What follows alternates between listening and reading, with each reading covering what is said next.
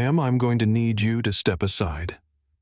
The words sliced through the controlled chaos of Chicago O'Hare's Terminal 5 like a blade through silk, sharp and personal, and laced with an authority that was entirely unearned. Dr. Kendra Hayes looked up from her phone where she'd been reviewing the final slide deck for tomorrow's presentation and found herself staring into the pale blue eyes of a woman whose entire posture screamed gatekeeper. The gate agent's name tag gleamed under the fluorescent lights, Diane Crawford, senior lead agent.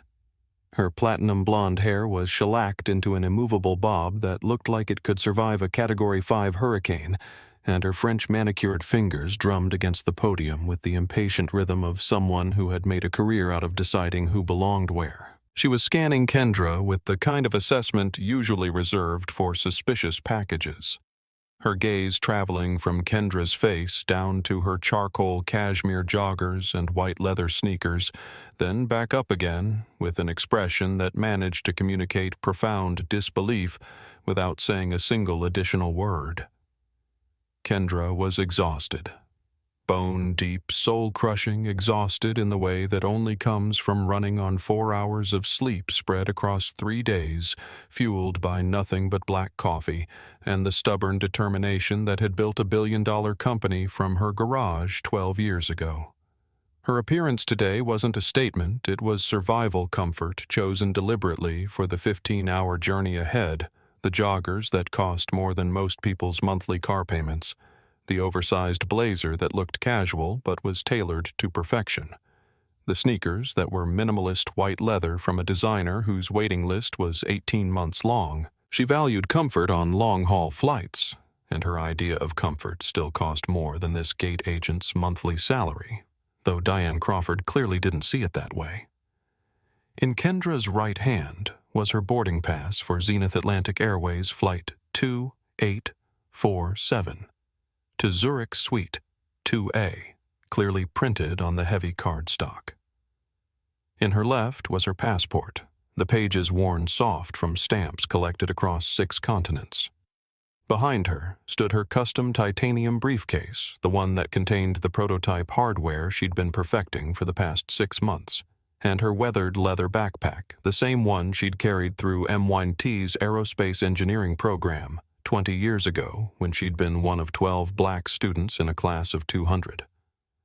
She was Dr. Kendra Hayes, founder and CEO of Velox Air Analytics, a company whose revolutionary AI-driven aircraft diagnostics platform was currently monitoring the safety of over 4,000 aircraft across 200 airlines globally. Her algorithms had prevented more than 200 potential catastrophic failures in the past decade, failures that would have sent planes tumbling from the sky and ended thousands of lives.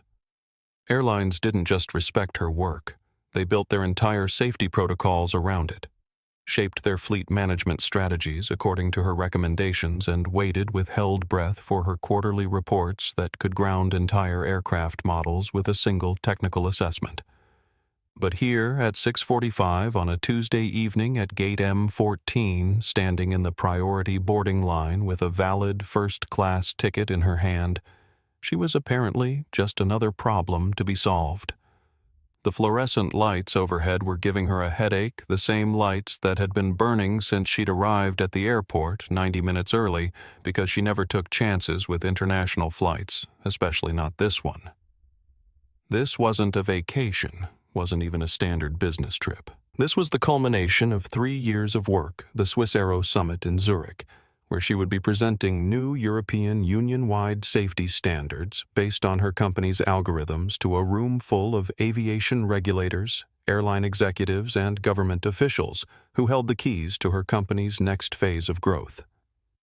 If her presentation went well, if the EU Aviation Safety Agency endorsed her proposed standards, Velox Air would become not just recommended but required for every airline operating in European airspace, a shift that represented roughly $500 million in projected new contracts, and a legitimacy that money alone could never buy.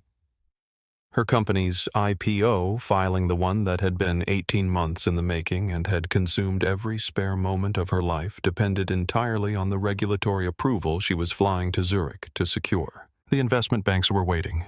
The board was waiting, her employees were waiting, and most importantly, the future she'd been building for over a decade was waiting on the other side of this flight. And yet none of that mattered to the woman standing in front of her, the woman whose expression suggested that Kendra's presence in the first-class boarding line represented some kind of fundamental violation of the natural order. This was also Kendra's first international trip since her father's funeral 3 months ago, the first time she'd boarded a plane without being able to call him when she landed, without hearing his gruff voice asking if she'd remembered to eat something other than airport food, without his gentle reminder that she was making him proud, even when she felt like she was barely holding it together. The grief sat heavy in her chest, a weight she'd been trying to work through by burying herself in diagnostics reports and algorithm refinements and anything else that would keep her mind occupied. But it was still there, still raw, still waiting for the quiet moments when it could ambush her with memories of his weathered hands teaching her how an engine breathed, how a system could be understood if you just paid attention to its rhythms. She'd noticed Diane Crawford's sharp assessment the moment she'd joined the priority boarding line, had felt those pale eyes land on her and stay there with the kind of focused intensity that made the hair on the back of her neck stand up. It was a look she knew intimately, had experienced countless times in countless airports and boardrooms and conference halls. The human does not compute error that happened when people's expectations collided with reality and their brains short-circuited, trying to reconcile what they were seeing with what they believed should be true. Now, standing at the podium with her documents ready, Kendra watched Diane's face cycle through a familiar sequence of micro-expressions: surprise, melting into confusion, confusion, hardening into suspicion, and suspicion, settling finally into a cold, dismissive disdain that Kendra could have predicted from a mile away.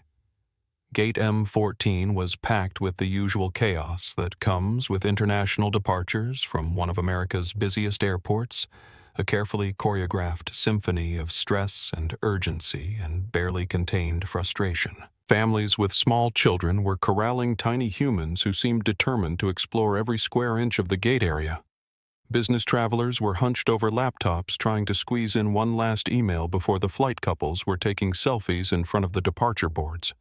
And everywhere the smell of overpriced airport coffee mixed with that peculiar airport smell of recycled air and collective anxiety.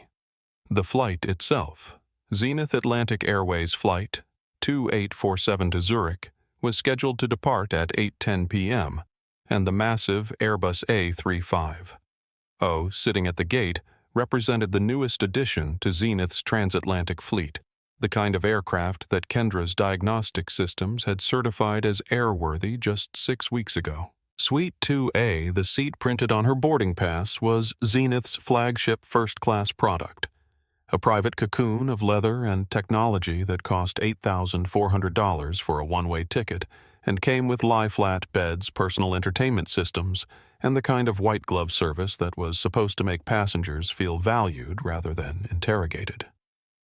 Her assistant had booked the ticket 6 weeks ago, had handled all the details with her usual meticulous efficiency, had sent Kendra the confirmation code and the receipt, and had even added the flight to Kendra's calendar with helpful reminders about what time to leave for the airport.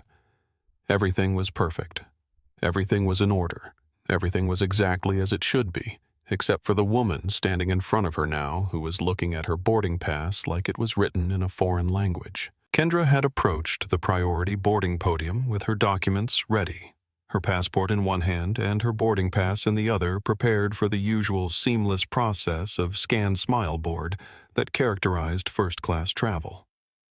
She'd watched the passengers ahead of her move through with practiced efficiency, had observed Diane Crawford greeting each one with a warmth that never quite reached her eyes, but was professionally executed nonetheless. Trevor Hartman, a white man in his 60s wearing a rumpled gray suit and talking too loudly into his phone about some merger or acquisition or corporate maneuver that he clearly believed everyone around him needed to hear about, had stepped up to the podium first. Diane had smiled at him, a tight, thin-lipped expression that transformed her face into something almost pleasant, and had chirped out a greeting that sounded like it had been workshopped by a customer service training seminar. "Welcome aboard, Mr. Hartman." Right this way, to 3B.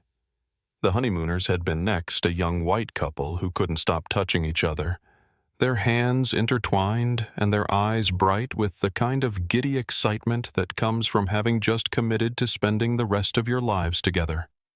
Diane's smile had warmed slightly, for them had gained a touch of genuine pleasure as she'd scanned their passes and cooed, "Have a wonderful flight, you two. Congratulations." Then there had been a solo traveler, an Asian woman in her 30s carrying a designer handbag and scrolling through her phone with the kind of focused intensity that suggested important business waiting on the other end.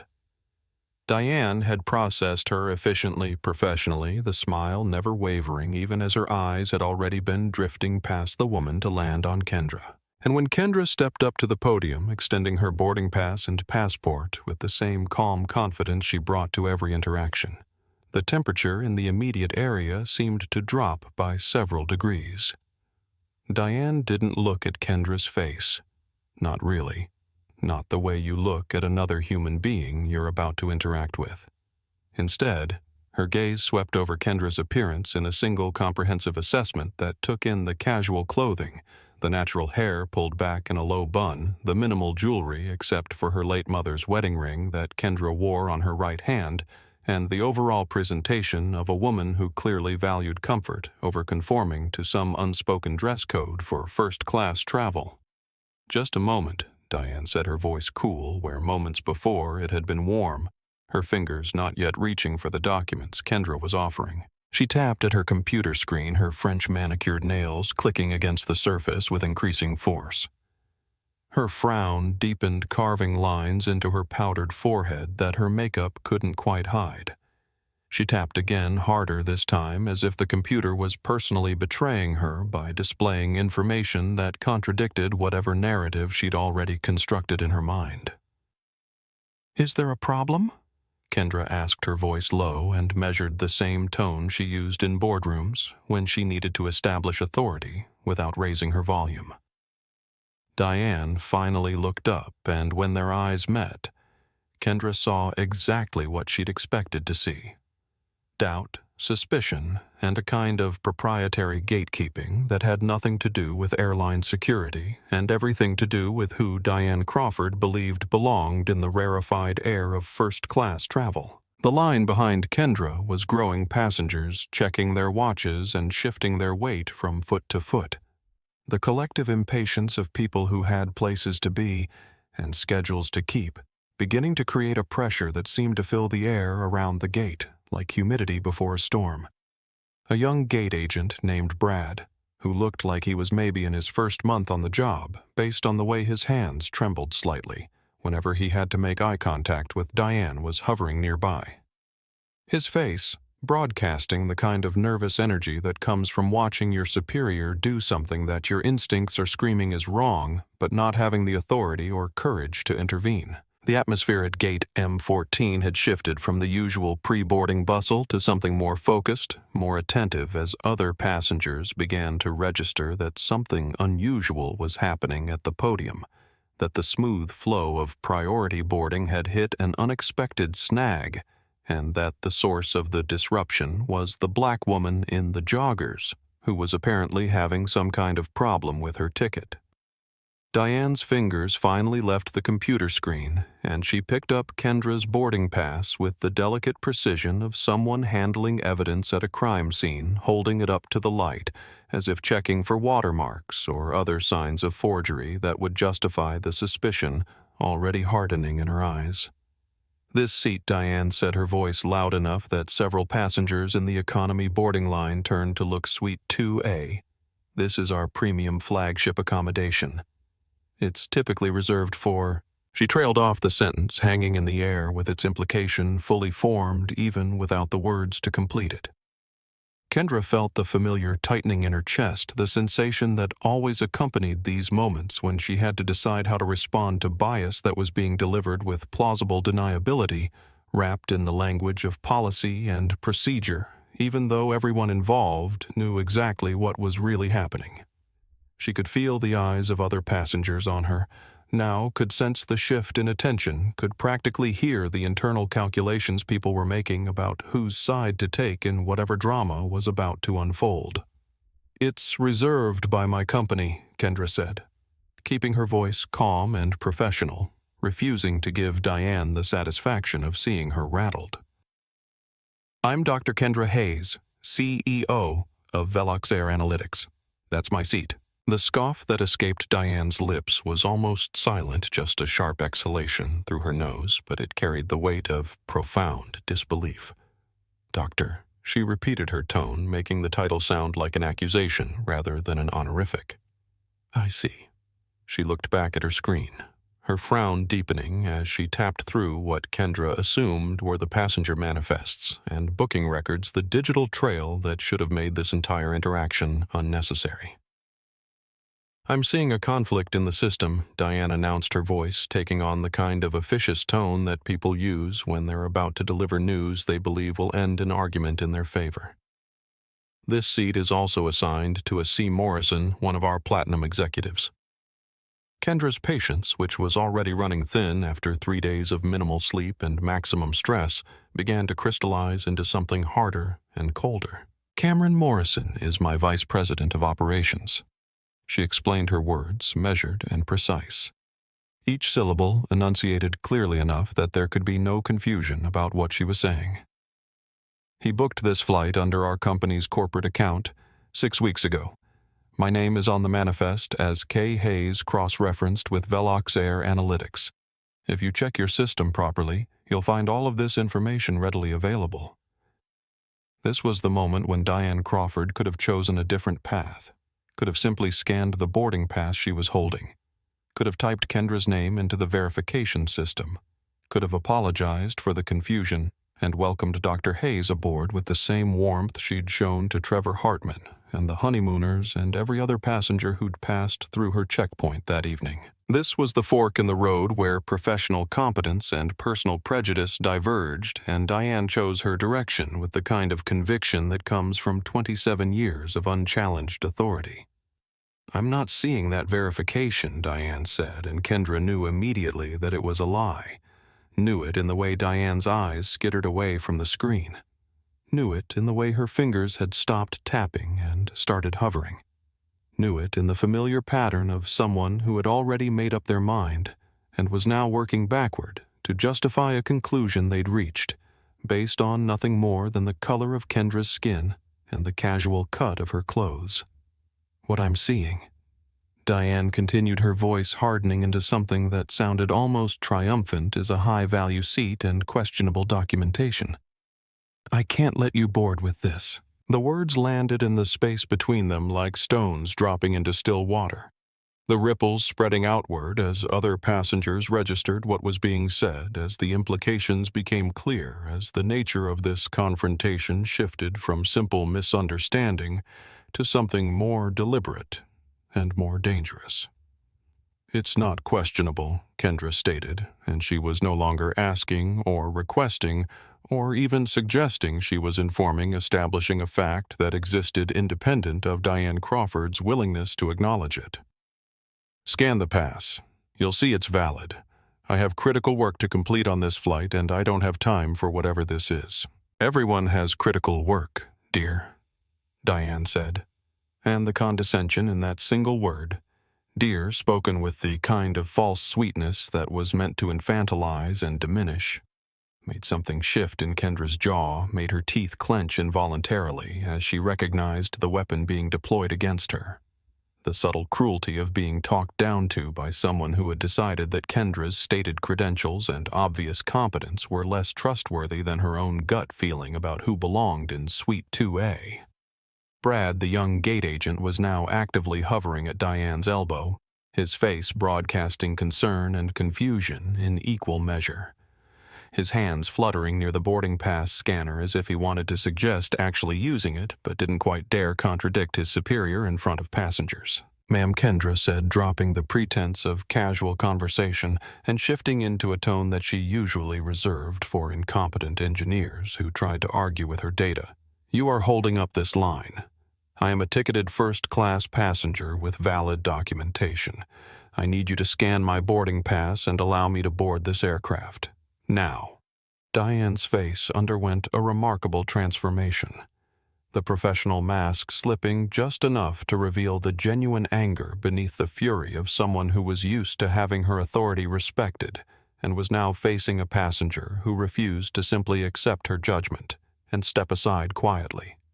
Her fingers tightened around Kendra's boarding pass, and for a moment, Kendra thought she might actually scan it, might finally do her job and end this ridiculous confrontation. Instead, Diane did something that would change the trajectory of the entire evening, something that crossed a line from professional misconduct into something more visceral and more violent. As Kendra held out her hand to take back the boarding pass as she maintained eye contact with this woman who was so clearly enjoying her small moment of power, Diane didn't return the document politely or even set it down on the counter with a curt dismissal. She snatched it, or rather she'd already snatched it from Kendra's initial offering, but now she pulled it back with deliberate force, the rip of heavy cardstock against Kendra's fingertips, creating a small, sharp sound that seemed to echo in the suddenly silent gate area, a sound that was violent in its implications, even though the physical action had lasted less than a second. Several passengers gasped actual audible intakes of breath as they registered what had just happened, as they witnessed this small act of aggression that transformed the interaction from uncomfortable to undeniable. Diane held Kendra's boarding pass between two fingers, now holding it up and away from Kendra's reach like a teacher confiscating contraband from a misbehaving student, and her expression had shifted into something that looked almost like satisfaction, the grim pleasure of someone who believed they were doing important work protecting the integrity of first-class travel from people who didn't belong there. "I'll be holding on to this," Diane announced, her voice pitched loud enough to carry across the gate area, loud enough that passengers who'd been absorbed in their phones or their conversations or their pre-boarding rituals all looked up to see what was happening. "There's a security concern here that needs to be addressed." Kendra's voice, when she spoke, dropped an octave, gained a weight and gravity that should have warned anyone paying attention that they were making a catastrophic error in judgment. "Return my boarding pass," she said, the words emerging slowly and precisely, each one enunciated with the kind of controlled fury that comes from years of practice at not showing how deeply these moments cut. "Immediately." But Diane was beyond warnings now, emboldened by the small crowd that had formed, energized by the attention, convinced by 27 years of unchallenged gatekeeping that she was in the right, and this passenger was in the wrong. "I will not," she said, her voice taking on a reedy quality of false authority. "I see what's happening here. This boarding pass has either been found somewhere or it's a very sophisticated forgery, and I'm not new at this job, and I will not be intimidated into letting you board this aircraft." The accusation hung in the air. Stark and unmistakable fraud, forgery, criminal behavior implied if not stated outright, and Kendra felt the familiar sensation of the world tilting slightly on its axis, the disorienting experience of having reality itself questioned by someone who should have had no power to define it, but somehow did. "Forgery," Kendra repeated, and despite her best efforts to maintain her professional composure, a crack appeared in her voice, a hairline fracture of genuine shock at the audacity of the accusation. Diane turned away from Kendra, dismissing her as thoroughly as if she'd ceased to exist, and addressed Brad with the kind of commanding tone usually reserved for genuine emergencies. "Call airport security. This person is attempting to board with fraudulent documents and is now causing a disturbance." Brad's face went pale, his eyes darting between Diane and Kendra and the growing crowd of onlookers, his mouth opening and closing as he tried to form words that wouldn't come. "Diane, maybe we should just verify." He started, his voice barely above a whisper. "Now, Brad." Diane snapped, and the young man jumped, his hand reaching for the phone at his station with the kind of automatic obedience that comes from being thoroughly intimidated by a superior. Kendra's response came quickly, her own hand already moving to her pocket where her phone waited.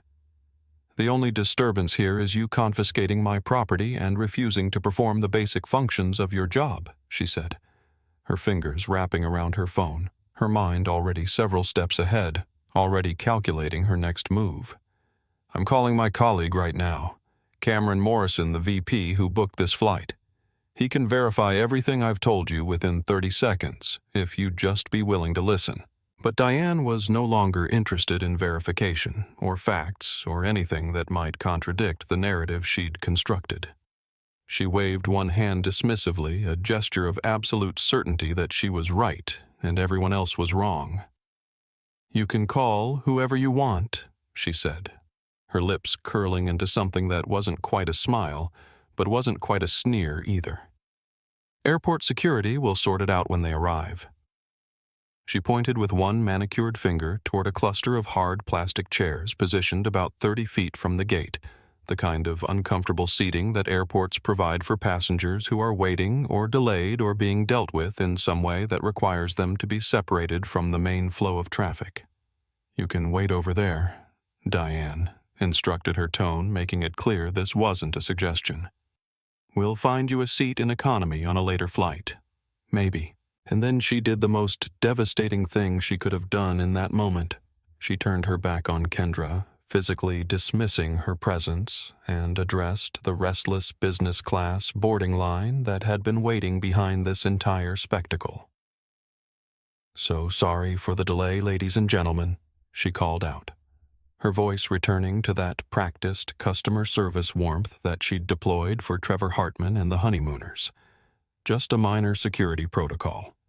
We'll resume boarding now, and we'll have you on your way in just a few moments." The humiliation was complete, was public, was witnessed by dozens of people who would carry this story forward into their own lives, who would tell their seatmates and their friends and their families about the time they saw a black woman get accused of fraud at a Chicago airport gate, and some would tell it with sympathy, and some would tell it with judgment, and some wouldn't tell it at all because they'd already forgotten it was happening even as it unfolded in front of them.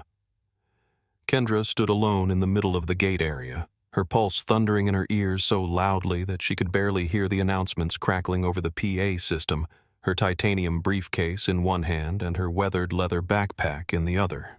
And she watched as the line of passengers began to move again, filing past her on their way to board the aircraft that she should have been boarding with them. Some looked at her with pity, their eyes sliding away quickly when she met their gaze uncomfortable with bearing witness to someone else's degradation. An older black woman caught Kendra's eye and mouthed, "I'm sorry," her face etched with the kind of weary recognition that comes from having lived through similar moments herself.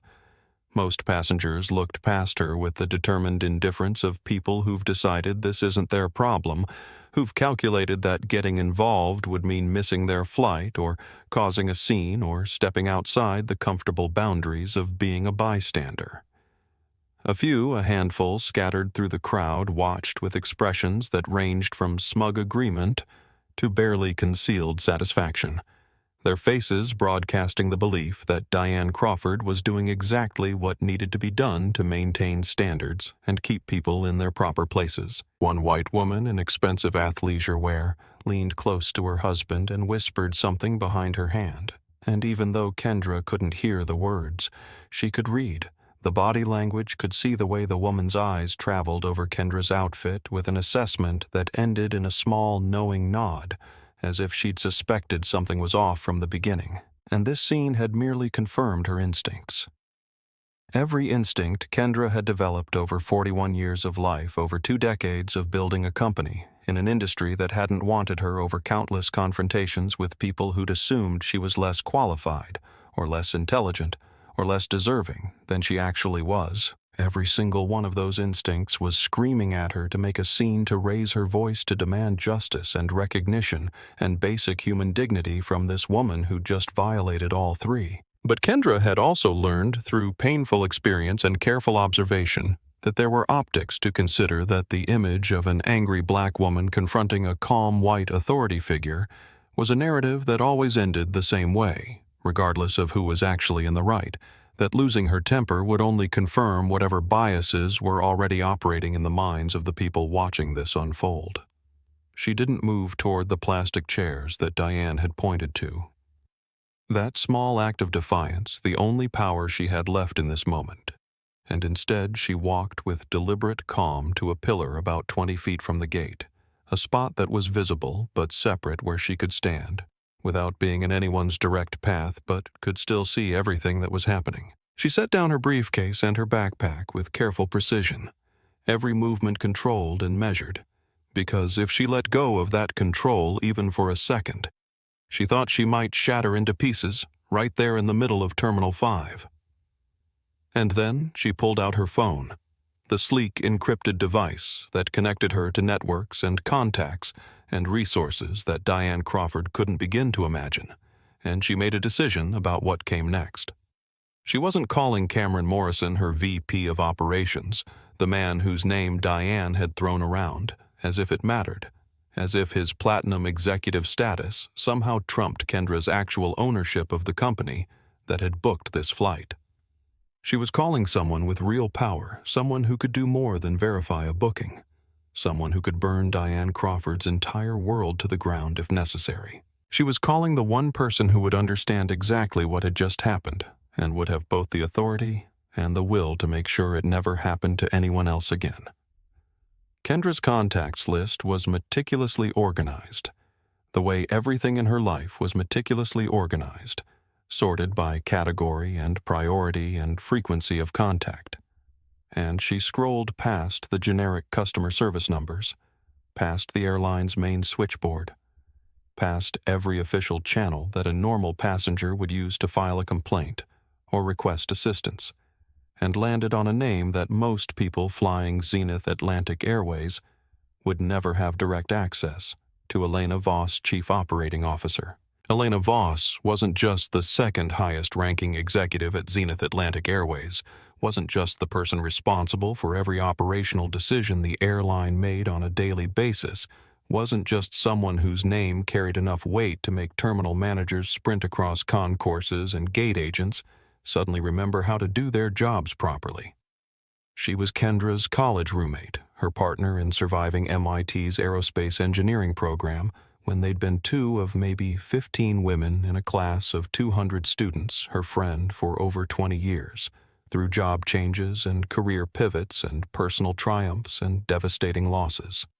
They'd met during sophomore year, assigned to the same dormitory, purely by chance, and had bonded immediately over the shared experience of being constantly underestimated, constantly questioned, constantly having to prove themselves in ways that their male classmates never did. Elena had been the one person who understood what it meant to walk into a lab and have your professor assume you were there to clean the equipment rather than use it. Who knew what it felt like to present a brilliant solution to a complex problem, and watch as a male student repeated the exact same idea 10 minutes later and received all the credit, who'd lived through the exhausting daily grind of being exceptional in a field that treated excellence from women as suspect rather than celebrated. After graduation, their paths had diverged in the way that career trajectories often do, with Elena joining Zenith Atlantic's management training program and slowly climbing the corporate ladder through operations and logistics and strategic planning, while Kendra had taken the entrepreneurial route, pouring everything she had into building Veloxair from the ground up. But they'd stayed close through all of it, had maintained their friendship through distance and busy schedules and the competing demands of building careers in an industry that still wasn't quite sure what to do with women who refused to stay in their assigned boxes. Elena was godmother to Kendra's niece, the daughter of Kendra's younger sister, who'd looked at both women with awe and announced at age 6 that she wanted to be an engineer too when she grew up. They vacationed together when they could carve out time from their schedules, usually managing one long weekend a year where they could decompress and remember what it felt like to just be friends rather than executives. They texted weekly, sharing the kinds of small victories and frustrations that didn't make it into the polished presentations they gave to boards and investors, but that made up the actual texture of their lives. And now their professional worlds had intersected in a way that neither of them had anticipated, but that had turned out to be tremendously beneficial for both sides. Zenith Atlantic Airways used Veloxair's diagnostic platform across their entire fleet, a $40 million annual contract that had started 5 years ago as a pilot program and had expanded until it was now integral to how Zenith managed aircraft safety and maintenance scheduling. Elena had championed bringing Velox on board, had pushed past the skepticism of executives who wanted to stick with traditional inspection methods, had staked her professional reputation on Kendra's technology, delivering results that justified the investment. She'd been proven right spectacularly, so as Velox Air's algorithms had caught issues that human inspectors had missed, had predicted failures before they could become catastrophes, had saved Zenith millions in avoided emergency repairs, and prevented the kind of safety incidents that could destroy an airline's reputation overnight. The partnership worked because there was genuine trust beneath the contracts and quarterly reviews and performance metrics, trust built on 2 decades of friendship and mutual respect.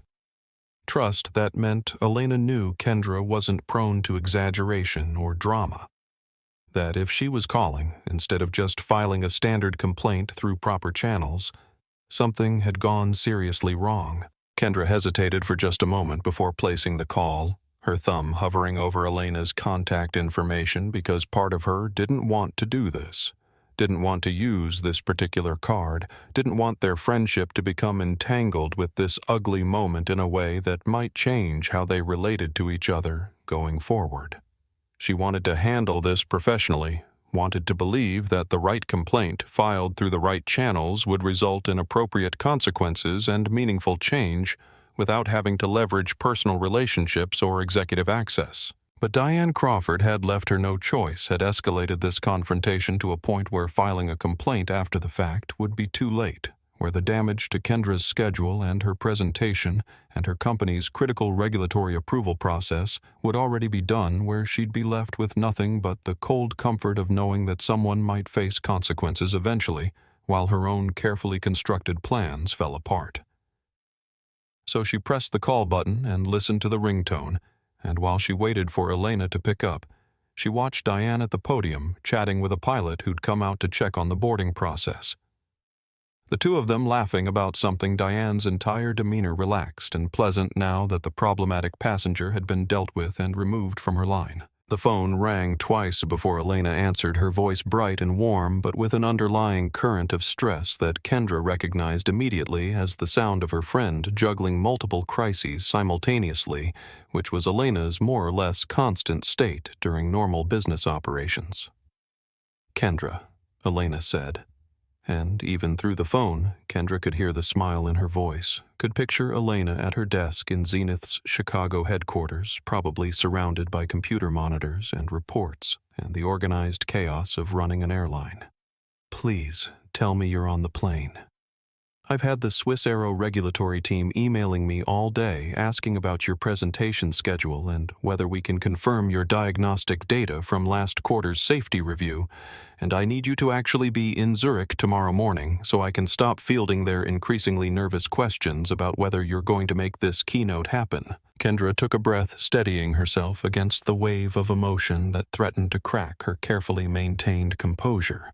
And when she spoke, her voice was measured and calm in the way that a frozen lake is calm, all the turbulence happening beneath a surface that looked perfectly smooth. "Elena, I'm calling because I'm currently being denied boarding at O'Hare Gate M14 for Flight 2847 to Zurich."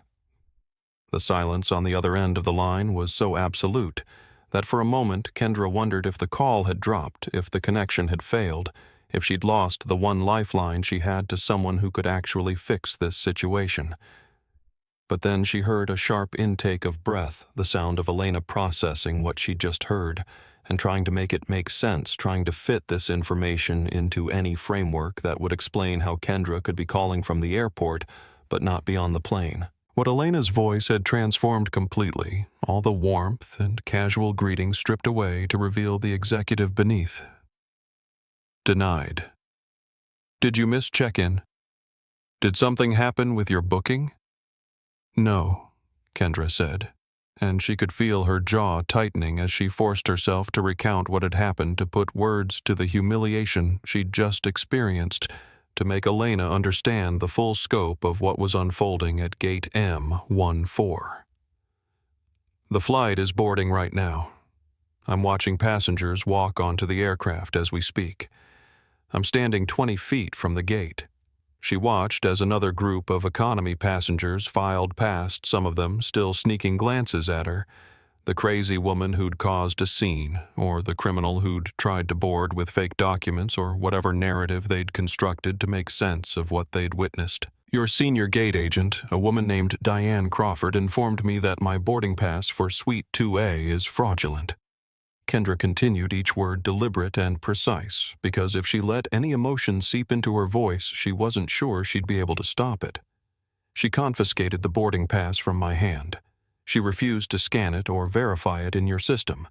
She announced in front of approximately 100 witnesses that I was attempting to commit fraud, and she's called airport security to have me removed from the terminal.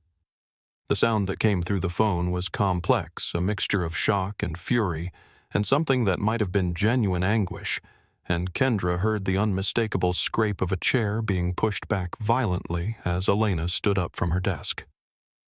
"She what?" Elena's voice had gone from executive calm to something rawer, more personal, the sound of someone who'd just been told that everything they'd built was on fire. "She confiscated your boarding pass. Your Suite 2A boarding pass. The one that Cameron Morrison booked under the Velix Air corporate account 6 weeks ago, the one that I personally reviewed last month when we were coordinating your travel schedule for the Swiss Aero Summit. The very one," Kendra confirmed, and despite the gravity of the situation, she felt a flicker of dark satisfaction at hearing Elena's fury on her behalf at knowing that someone understood exactly how outrageous this was. The sounds coming through the phone now were layered and chaotic.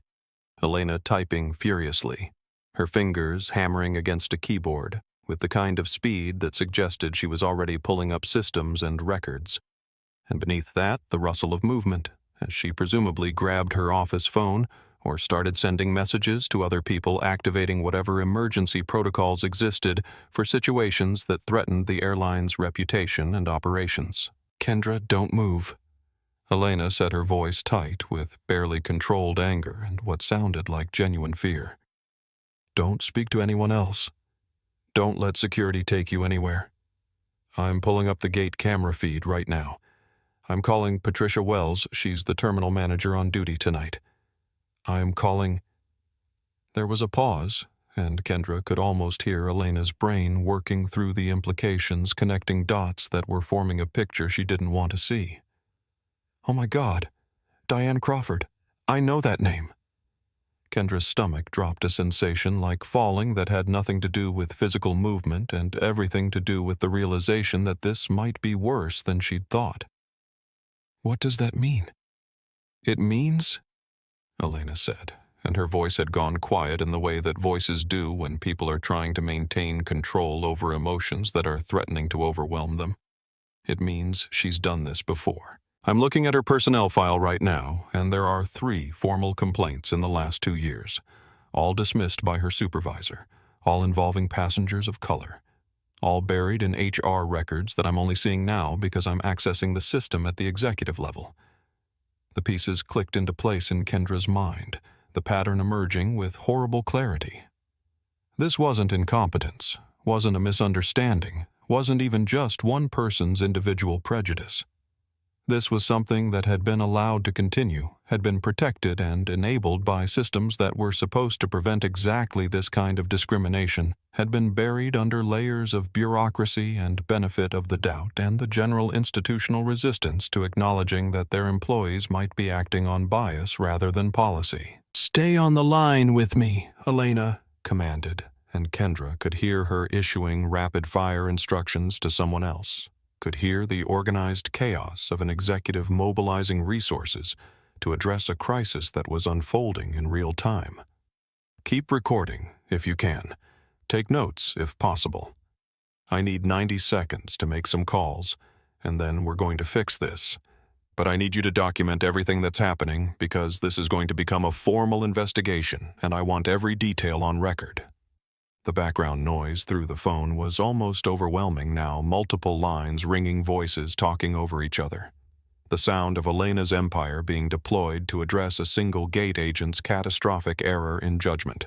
But Kendra barely heard any of it because her attention was focused on Diane, who was still at the podium, still chatting pleasantly with that pilot, still completely unbothered by what she'd just done, still operating under the apparent belief that she'd handled a difficult situation appropriately and that her job was secure, and that there would be no consequences for the small act of power she'd just exercised over a passenger who'd failed to meet her expectations.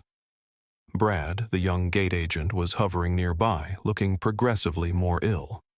His face pale and his hands trembling slightly as he glanced between Diane and Kendra and the phone at his station, which would soon be ringing with calls that would change everything. Security hadn't arrived yet, which suggested that Diane's call had either been another bluff or that airport police were busy with other situations and hadn't prioritized what probably sounded like a routine document verification issue. But the absence of uniformed officers did nothing to diminish the damage that had already been done, the public humiliation that had already been witnessed and absorbed by dozens of people who would carry this story forward into the world.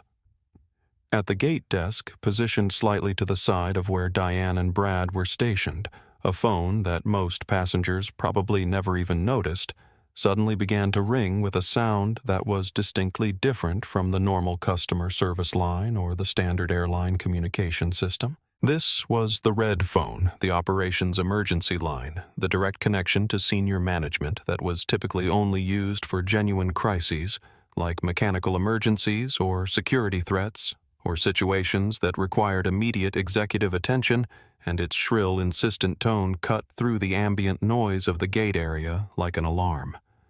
Brad jumped visibly when he heard it, his whole body startling in a way that suggested he'd been trained to recognize that particular ring and to understand that it meant something serious was happening, and he stared at the phone like it was a live grenade that someone had just rolled across the counter toward him. Patricia Wells, the terminal manager for Terminal 5, was halfway across the concourse when her radio crackled to life with a terseness that made her stomach drop even before she heard the actual message. T5. Manager, Ops Line, Gate M14. Stat, the dispatcher's voice said, using the kind of abbreviated urgent language that meant someone very important was very angry about something that was happening right now. Patricia had been a terminal manager for Zenith Atlantic Airways for 15 years, had worked her way up through customer service and gate operations and the Byzantine bureaucracy of airline management, and she lived in a perpetual state of low-level stress that she managed with antacids and deep breathing exercises and the grim acceptance that every day would bring new problems that needed immediate solutions. But even by her standards, a stat call to the operations emergency line was unusual, and when it involved a specific gate number, it usually meant something had gone catastrophically wrong with boarding or security or passenger management. She broke into something between a fast walk and a run, her sensible flats slapping against the terminal floor as she dodged around passengers and luggage carts and the various obstacles that filled O'Hare's corridors. Her mind racing through possibilities. Medical emergency, unruly passenger security, threat equipment, failure, any of the 100 things that could go wrong during the normal operations of running gates in one of America's busiest airports. She arrived at Gate M14, breathing hard, her heart pounding not just from the physical exertion, but from the adrenaline that came with knowing that someone in corporate headquarters was watching whatever was happening here, and had deemed it important enough to bypass all normal communication channels and go straight to the emergency line. Brad was standing next to the red phone like he was afraid to touch it, his face broadcasting pure panic, and Patricia didn't bother with questions or explanations, just reached past him and snatched the receiver from its cradle, with hands that had started to sweat despite the terminal's aggressive air conditioning. "This is Terminal Manager Wells," she said, forcing her voice into something approximating professional calm, even though her pulse was thundering in her ears. Diane noticed the commotion and stalked over with the kind of proprietary confidence that came from being the senior gate agent on duty, her expression suggesting that she expected this to be another case of operations overreacting to something minor, another false alarm that would result in paperwork and annoyed sighs, but nothing of actual consequence. "What's going on?" she asked, her tone implying that Patricia was interrupting important work. "Operations is always in a panic about something, aren't they?" But Patricia wasn't listening to Diane because she was focused entirely on the voice coming through the phone, a voice she recognized immediately as belonging to Elena Voss, the COO of the entire airline. A woman whose calls Patricia had taken maybe 3 times in her entire career, and never under circumstances that had been pleasant for anyone involved. "Yes, Ms. Voss." Patricia said, her voice carefully neutral, even as her mind was screaming that if the COO was personally calling about something happening at her gate, then whatever had happened was catastrophically bad. "Yes, I understand. Patricia's eyes swept the gate area looking for whoever she was, and even without having the full story yet, she had a terrible sinking feeling that she knew exactly what this call was about. Knew that it was connected to whatever scene Diane had been managing at the podium, knew that the passenger Diane had been so convinced was trying to board fraudulently was about to be revealed as someone who very much belonged exactly where she'd claimed to belong. The lead engineer for Velux Air. Patricia's voice came out as almost a whisper, the words catching in her throat as she processed what Elena Voss was telling her, as the implications crashed over her like a wave of ice water. Her eyes, which had been scanning the crowd, suddenly locked onto Kendra, standing by the pillar. And in that moment, Patricia understood with horrible clarity exactly how badly this situation had deteriorated, and exactly whose fault it was going to be when the investigation reports were filed and the termination paperwork was processed.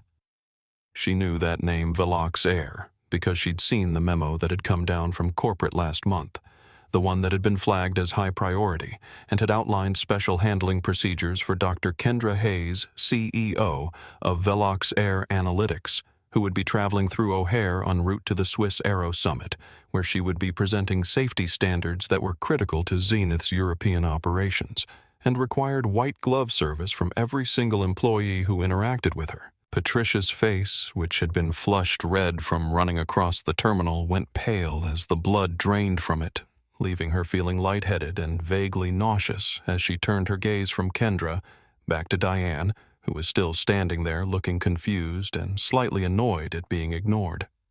Her eyes found Brad next the young agent, who was practically vibrating with anxiety, and she raised one hand in a gesture that was part question and part accusation. "Who did this?" Brad, pale and shaking, pointed a trembling finger directly at Diane, and Patricia felt something in her chest tighten painfully as she realized that not only had this disaster happened on her watch, but it had been perpetrated by someone she'd supervised, someone whose personnel file she'd seen and whose complaints she'd been aware of but hadn't acted on strongly enough, someone who was about to destroy not just her own career, but potentially Patricia's as well. Patricia's complexion underwent another rapid transformation, the white pallor giving way to a deep, mottled red that was the color of pure, unadulterated panic mixed with fury, the physical manifestation of someone whose brain was processing the fact that their career was potentially ending right here in the middle of a Tuesday evening. She turned her attention back to the phone, back to Elena Voss, who was still on the line waiting for confirmation that Patricia understood the gravity of what was happening. "Yes, Ms. Voss," Patricia said, her voice shaking now despite her best efforts to maintain composure. "I see her now. I'm handling it immediately. Right now. Yes, I understand, completely." She slammed the phone down with more force than necessary, the plastic receiver cracking slightly against the base, and her whole body was shaking with the kind of adrenaline surge that comes from realizing you're standing in the middle of a disaster that's actively unfolding and that every second you wait makes everything exponentially worse. Patricia turned to face Diane with an expression that made several nearby passengers actually take a step backward, an expression of such concentrated fury and terror that it was almost physically painful to witness. And when she spoke, her voice came out as a low, dangerous hiss that somehow carried more menace than if she'd been shouting. "What did you do?" Patricia asked, and the question wasn't really a request for information so much as an accusation, an indictment, a statement of disbelief that someone could be so catastrophically incompetent. Diane still operating under the assumption that she'd handled the situation appropriately and that her superior would back her up once she explained the circumstances, drew herself up defensively, and launched into what she clearly believed was a justified explanation. "I stopped a fraudulent passenger from boarding," she said, her voice taking on that officious tone of someone who believes they've done exactly what they were supposed to do. She was trying to board Suite 2A with documentation that didn't match, and she was claiming to be some doctor or engineer or whatever, but she was wearing joggers, and she became hostile immediately when I questioned her credentials, so I took appropriate action to secure the gate and protect our premium cabin from "Where is she?" Patricia's voice exploded out of her with such force that it cut through Diane's explanation like a knife, and the volume of it, the raw fury in it, made everyone within 30 feet freeze and turn to look. Diane's defensive posture faltered slightly, confusion starting to crack through her certainty, and she pointed toward where Kendra was standing by the pillar, still holding her phone, still watching this entire scene unfold with an expression that gave away nothing. "Over there," Diane said, her voice losing some of its confidence. "The one in the track and the casual clothing.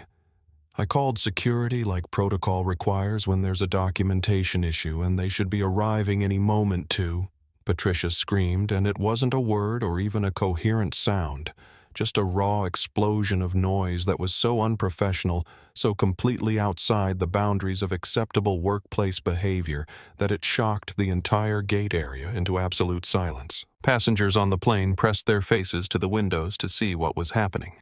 The economy boarding line stopped moving entirely, and even the pilot who'd been chatting with Diane stepped back with wide eyes, clearly wanting no part of whatever was about to happen.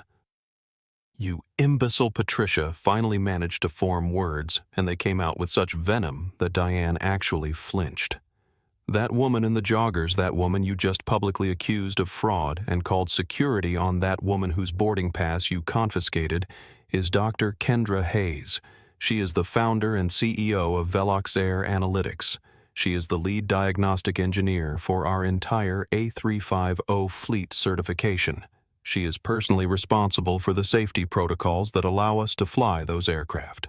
She is on this flight to present critical regulatory standards to EU aviation authorities tomorrow morning, standards that affect our entire European operation and represent billions of dollars in fleet assets." Patricia was barely pausing for breath now, the words tumbling out in a torrent of rage and panic as she leaned closer to Diane, her hands gripping the edge of the counter so hard her knuckles had gone white. "The woman you just heard on the phone was Elena Voss, our chief operating officer, who also happens to be Dr. Hayes' personal friend of 20 years, and she is calling right now for your immediate termination, and I am about to give it to her because what you have done here is not just incompetent. It's not just embarrassing.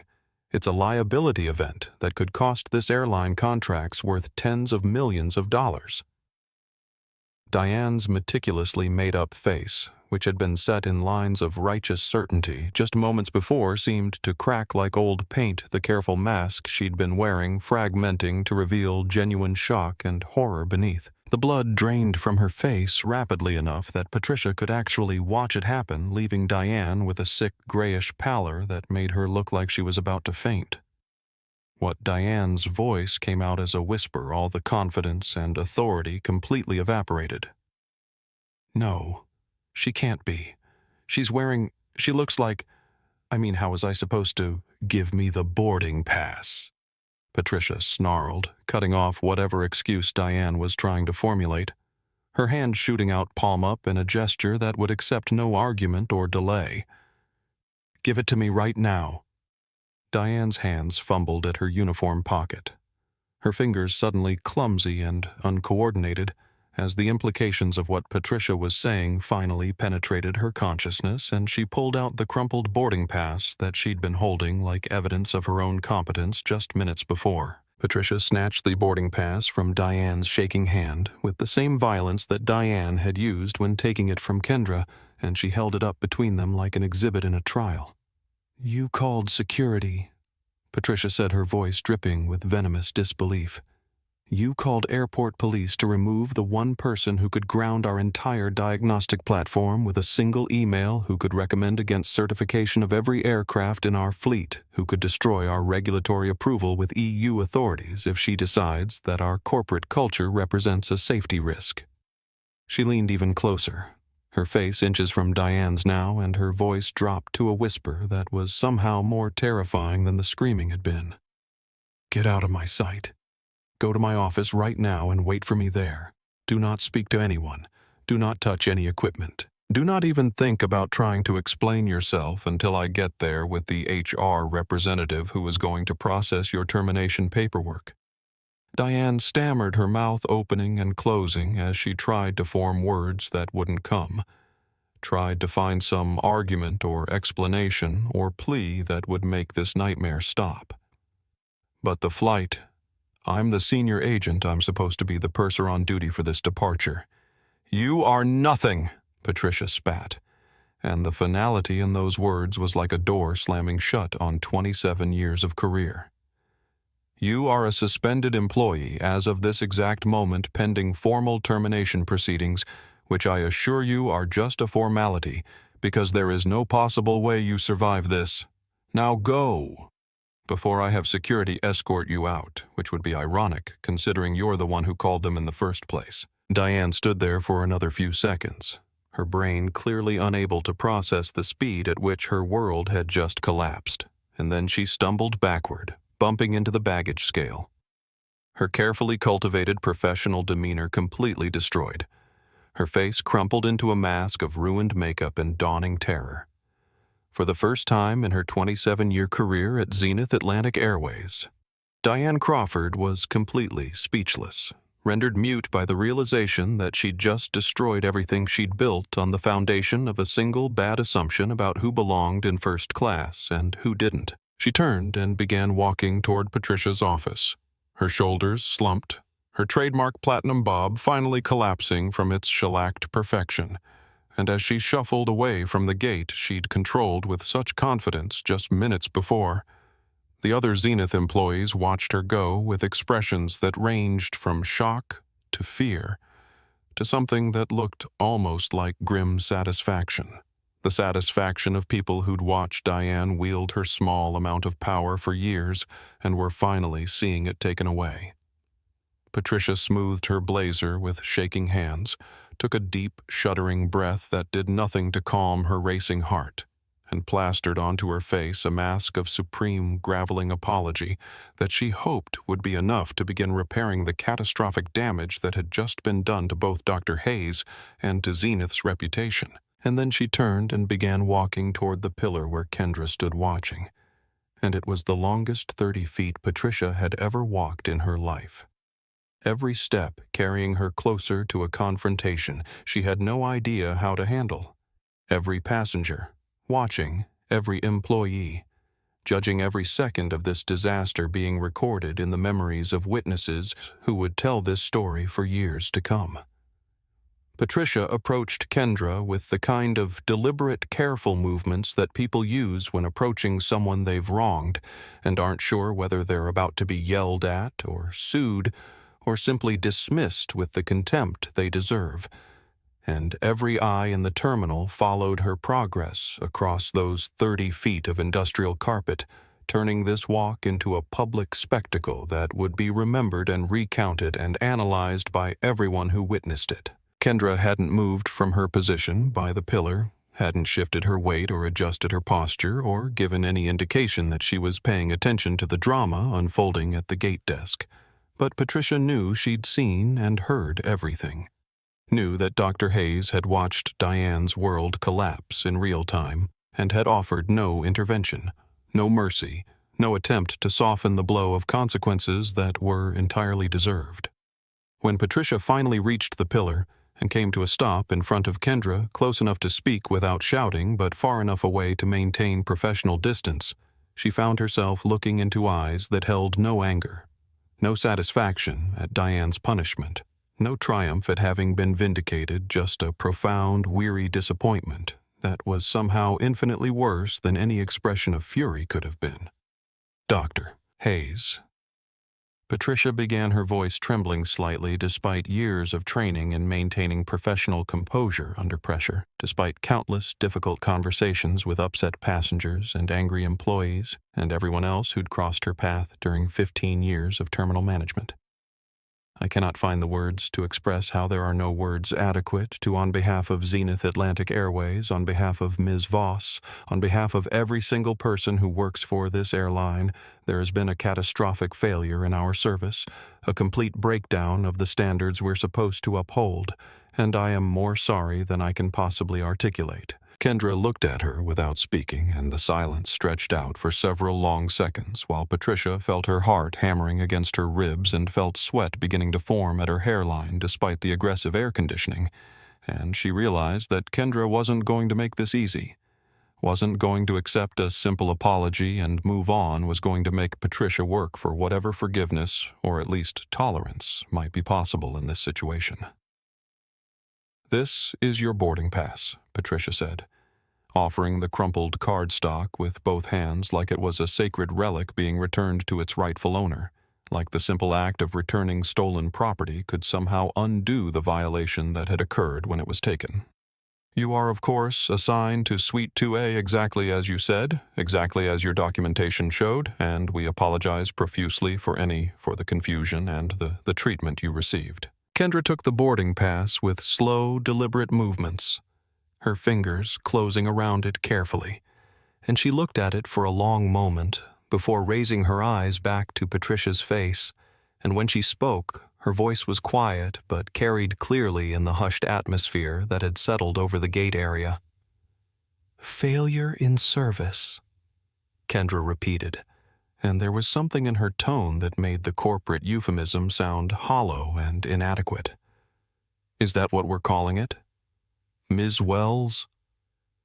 Patricia flinched at the question, recognizing it for what it was, an invitation to be honest rather than hide behind the sanitized language of corporate damage control, a challenge to acknowledge the reality of what had happened rather than softening it into something more palatable. Kendra's quiet devastation continued, each word precisely chosen and delivered with the kind of controlled emotion that came from years of practice at remaining professional while experiencing discrimination. "Your employee publicly accused me of committing fraud. She confiscated my travel documents in front of approximately 100 witnesses.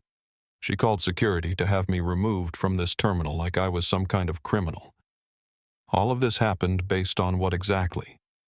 The question hung in the air between them, unanswerable, because they both knew the answer. Both understood the ugly truth that couldn't be spoken aloud in a way that would appear in official reports or corporate statements, but that was nevertheless the foundation of everything that had just occurred. Patricia made a decision in that moment, chose honesty over corporate self-protection, and when she answered, her voice was steady, even though her hands were still shaking. "It was an unacceptable act of prejudice, Dr. Hayes. There is no excuse for what happened, no justification that makes it defensible, no policy or procedure that Agent Crawford was following. It was bias, pure and simple, and it was allowed to happen on my watch, which makes me responsible for it, regardless of who actually committed the act." Kendra studied Patricia's face for a moment, and something in her expression suggested that the honesty had been noted, if not necessarily appreciated, that the willingness to call it what it was had registered, even if it didn't undo the harm. "Was it my clothing?" Ms. Wells, Kendra asked, her voice still quiet, but gaining an edge now, a sharpness that cut through the careful politeness that both of them had been maintaining. Or was it perhaps that my presence in the first-class boarding line didn't align with Agent Crawford's personal assessment of who belongs in premium cabins? "Dr. Hayes, Patricia started, but Kendra wasn't finished. Because I'm trying to understand the security protocol that allows a gate agent to ignore valid documentation, refuse to use the verification systems that exist specifically to prevent this kind of situation, confiscate passenger property, and summon law enforcement based entirely on a feeling that something doesn't look right. I'm trying to understand what training or guidance your employees receive that would lead Agent Crawford to believe any of her actions were appropriate.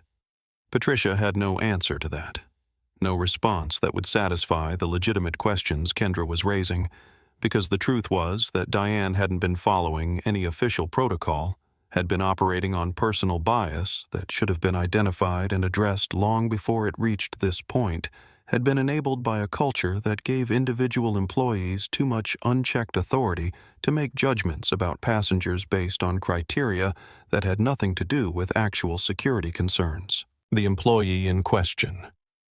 Agent Crawford has been suspended from duty, effective immediately, Patricia said, grasping for the one concrete action she could point to, the one thing that demonstrated consequences, even if it didn't address the larger issues. She will not be on your flight. She will not be working any flights. Her termination is being processed as we speak, and she will never be in a position to do this to another passenger again. Kendra finally looked down at her boarding pass, the physical evidence of her right to be exactly where she'd been standing, and when she looked back up at Patricia, her expression had shifted slightly, becoming less disappointed and more businesslike, the CEO emerging now that the immediate emotional confrontation was passing. And the flight, she asked, her tone suggesting that while she appreciated the acknowledgement and the consequences, she still had practical concerns that needed to be addressed. It's been boarding for 15 minutes. My presentation materials are in my briefcase.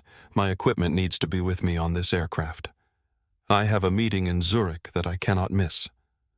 We'll board you immediately, Patricia said, relief flooding through her at being able to offer a concrete solution to at least one problem. I will personally escort you to your seat. I'll make sure your belongings are handled with appropriate care. We'll do everything possible to ensure the rest of your journey is... Patricia reached for Kendra's titanium briefcase, intending to carry it as a gesture of service and apology, but Kendra pulled it back slightly, maintaining possession of her own property in a way that made it clear she had no interest in being helped in that particular way. I've been managing my own bags for 20 years, Ms. Wells, Kendra said, and there was no hostility in the statement, just a simple assertion of independence and capability. I don't need assistance with that. Patricia dropped her hand, nodded in understanding, and tried to regroup. Of course, I apologize. What I meant was, what I need from you. Ms. Wells? Kendra interrupted, her voice taking on the tone of someone who was used to giving clear instructions and expecting them to be followed, is a full written incident report delivered to my email and CC'd to Elena Voss and your CEO before I land in Zurich. I want a complete timeline of events with timestamps. I want a copy of the security call log if one was actually made. I want a statement of the specific corrective actions you will be taking to ensure this kind of failure never happens to another passenger, whether they have direct access to your COO or not.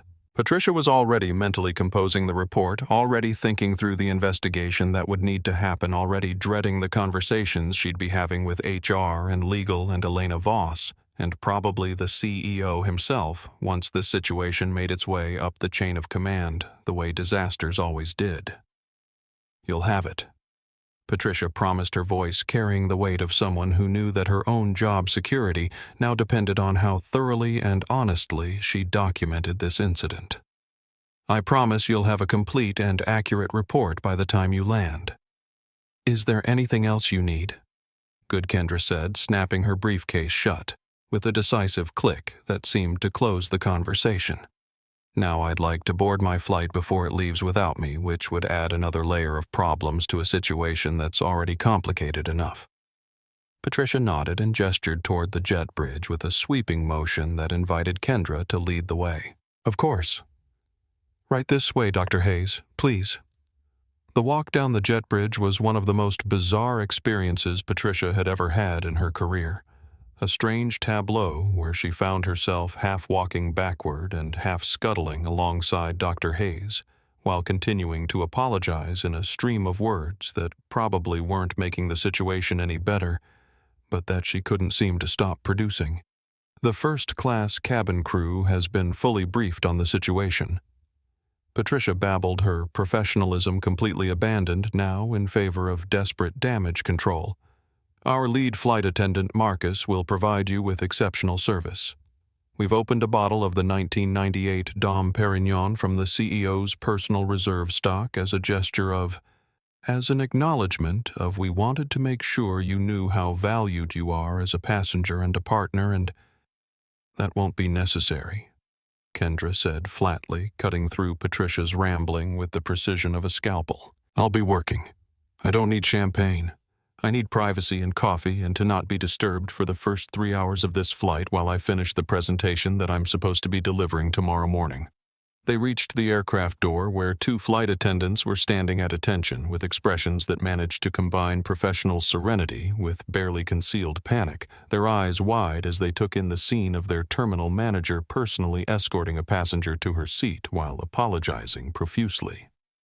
The lead attendant, whose name tag identified him as Marcus, stepped forward with a practiced bow that was just deep enough to convey respect without crossing into obsequiousness, and when he spoke, his voice was a flawless, gentle tenor that suggested years of training in exactly how to handle high-value passengers who'd experienced some kind of service failure.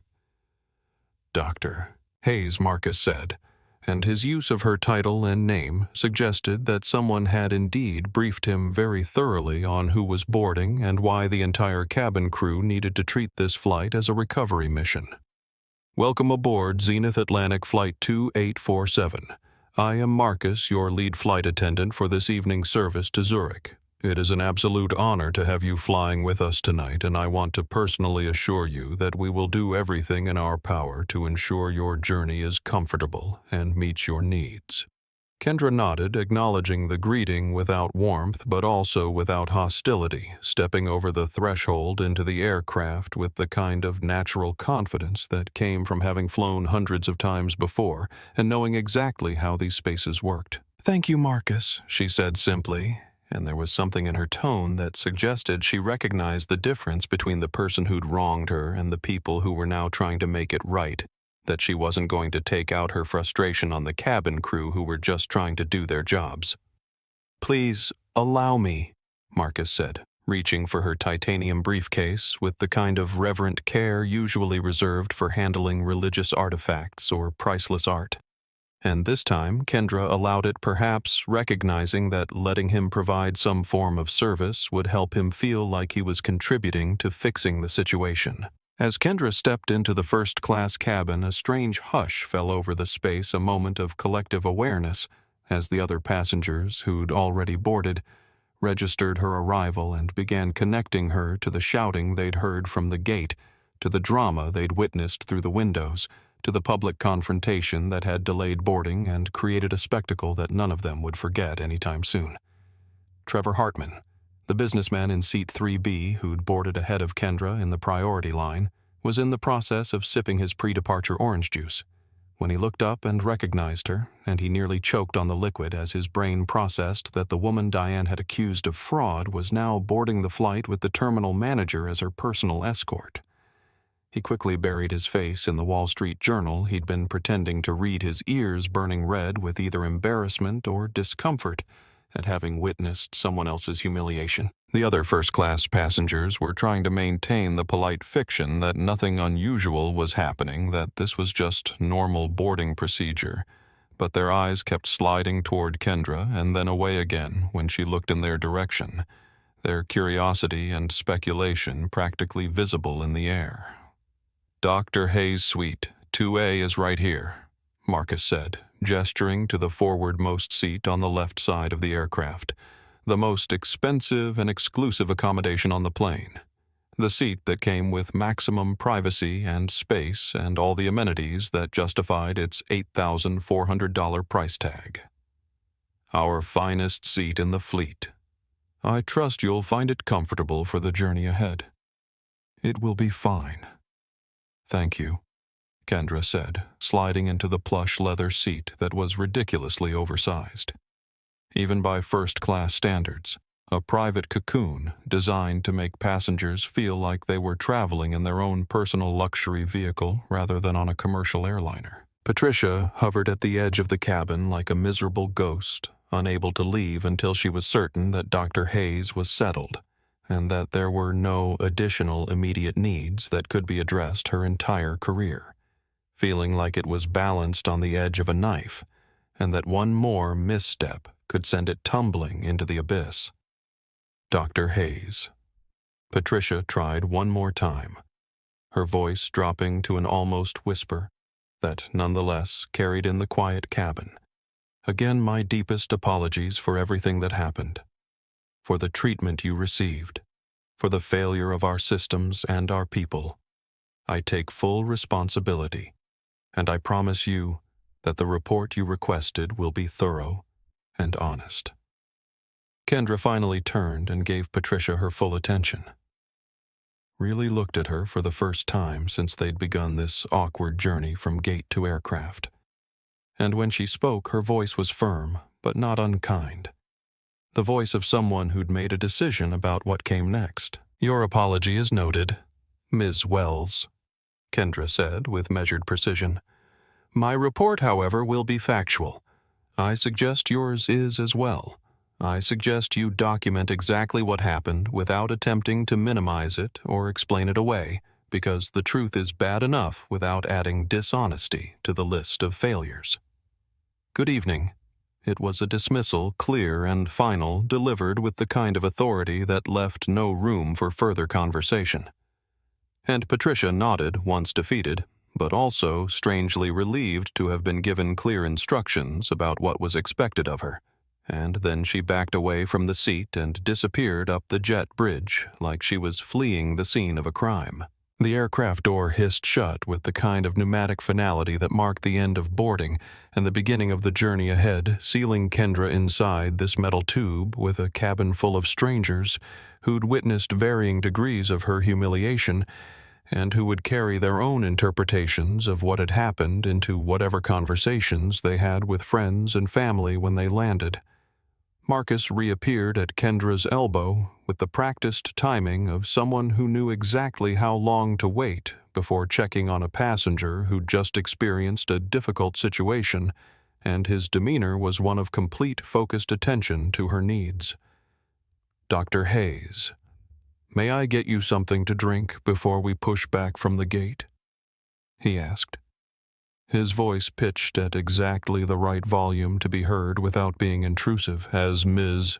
Wells mentioned we do have the 1998 Dom Perignon chilled and ready for you if you'd like to sample it, or I'd be happy to bring you anything else from our beverage selection. "I'll have sparkling water with lime," Kendra said, already pulling her laptop from her briefcase with movements that suggested she was ready to move past this incident and focus on work. "And I'll need a pot of black coffee immediately after takeoff. A full pot, not just a cup." "Of course," Dr. Marcus said, making mental notes of her preferences. "And may I ask if you'd like us to prepare any of our meal service options for you during the flight?" "We have no," Kendra interrupted gently but firmly. "I appreciate the offer, but I need to work. I don't want to be disturbed for the first 3 hours of this flight.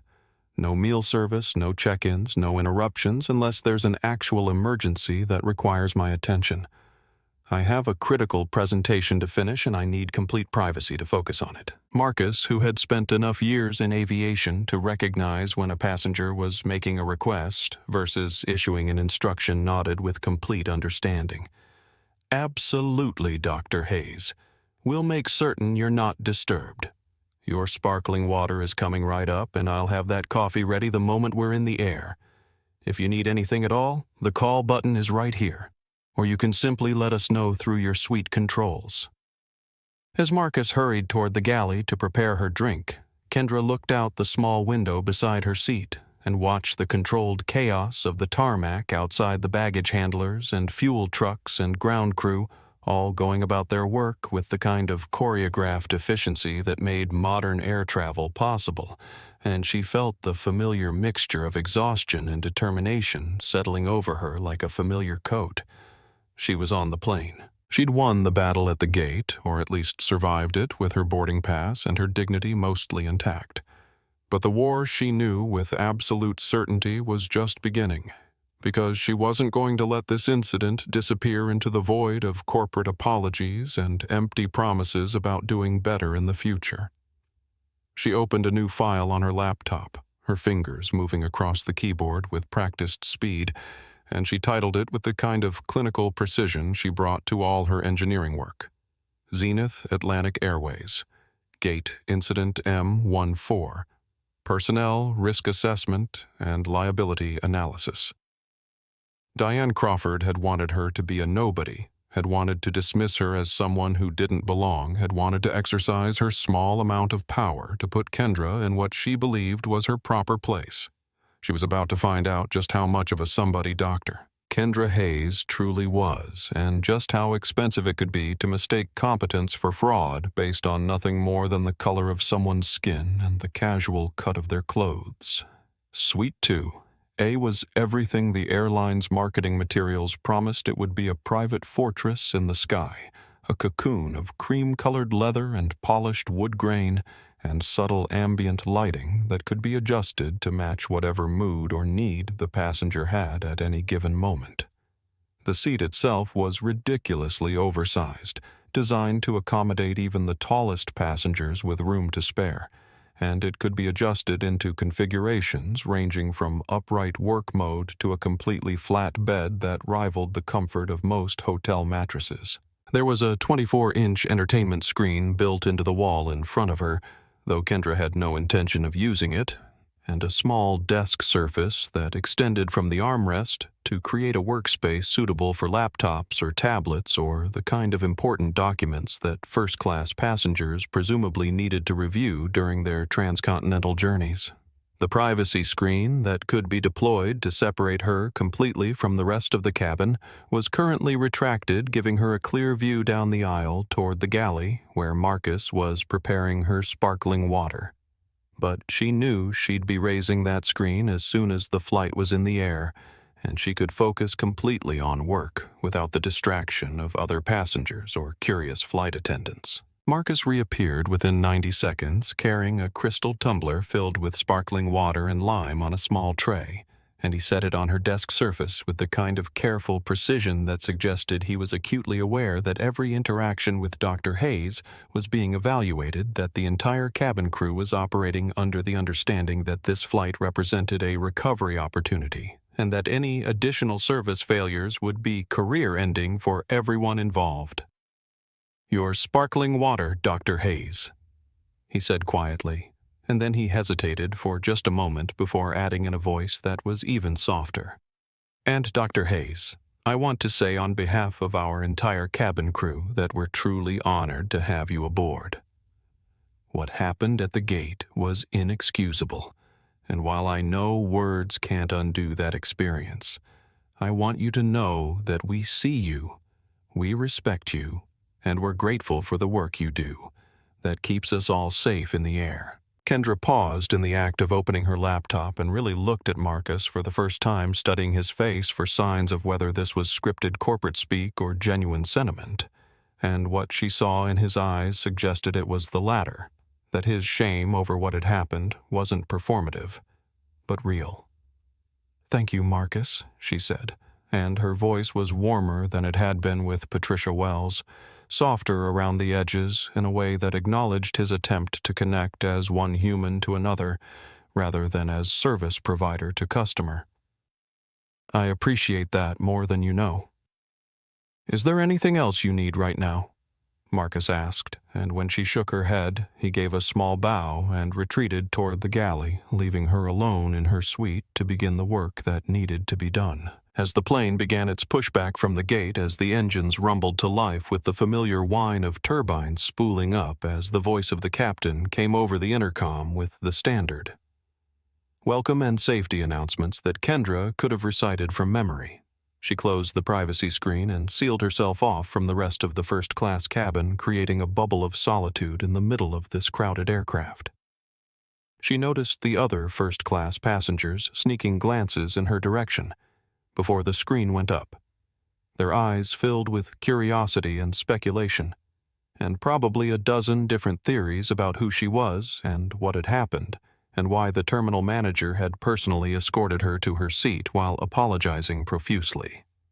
Trevor Hartman was still determinedly avoiding looking at her, his face buried in his newspaper like it contained the secrets of the universe. The young couple who'd been honeymooning were whispering to each other behind their hands, their body language suggesting they were dissecting the drama they'd witnessed and trying to make sense of it. But Kendra didn't care what any of them thought, didn't care about their curiosity or their judgment, or their uncomfortable awareness that they'd been complicit through their silence in what had happened at the gate. She had work to do, had presentations to finish, had a future to build that was bigger than one gate agent's prejudice or one airport's failure to protect its passengers from discrimination.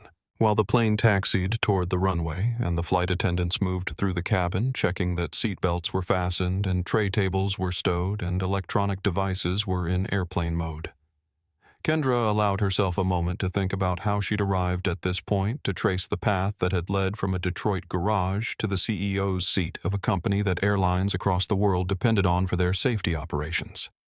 She'd been born in Detroit to parents who'd worked hard to give their children opportunities they'd never had themselves.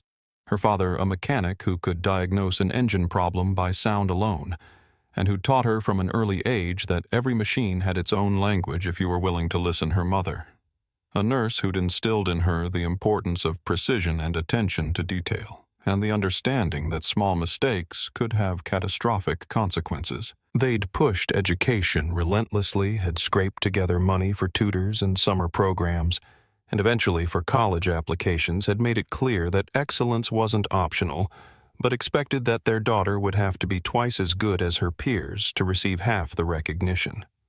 MIT had been a revelation and a trial in equal measure, a place where she'd finally been surrounded by people who cared about the same things she did, who understood the beauty of elegant solutions to complex problems, who spoke the language of mathematics and physics and engineering that had always made more sense to her than normal social conversation. But it had also been a place where she'd been constantly reminded of her otherness, where professors had automatically assumed she was in the wrong classroom or there to audit rather than take the course for credit, where lab partners had treated her like a secretary rather than an equal contributor, where she'd had to prove herself over and over again in ways that her white male classmates never did. Meeting Elena Voss had changed everything, had given her an ally and a friend who understood the specific challenges of being a woman in aerospace engineering, who'd experienced the same dismissals and microaggressions and casual erasure that Kendra had thought she was facing alone. They'd studied together, supported each other through the brutal workload and the hostile social dynamics, celebrated each other's successes, and commiserated over shared failures. And they'd made a pact that they would succeed, not despite the obstacles, but because of them, that they would prove that the people who'd underestimated them were catastrophically wrong.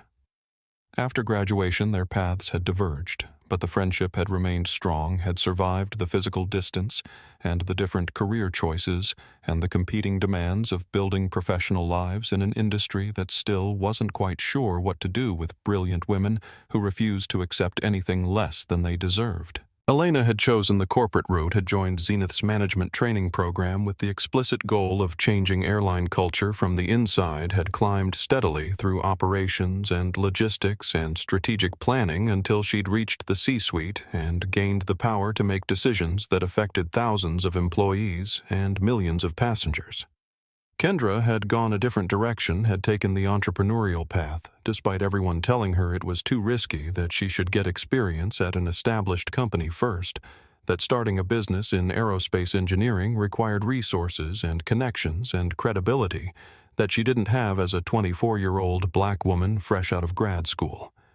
But she'd had an idea, a revolutionary concept for using artificial intelligence and predictive analytics to identify potential aircraft failures before they became catastrophic, and she'd believed in it enough to pour everything she had into making it real. Velox Air had started in her garage with $30,000 in savings, and a laptop and a determination that bordered on obsessive had grown slowly at first as she refined her algorithms and built prototype systems and tried to convince skeptical airline executives that her approach was worth trying.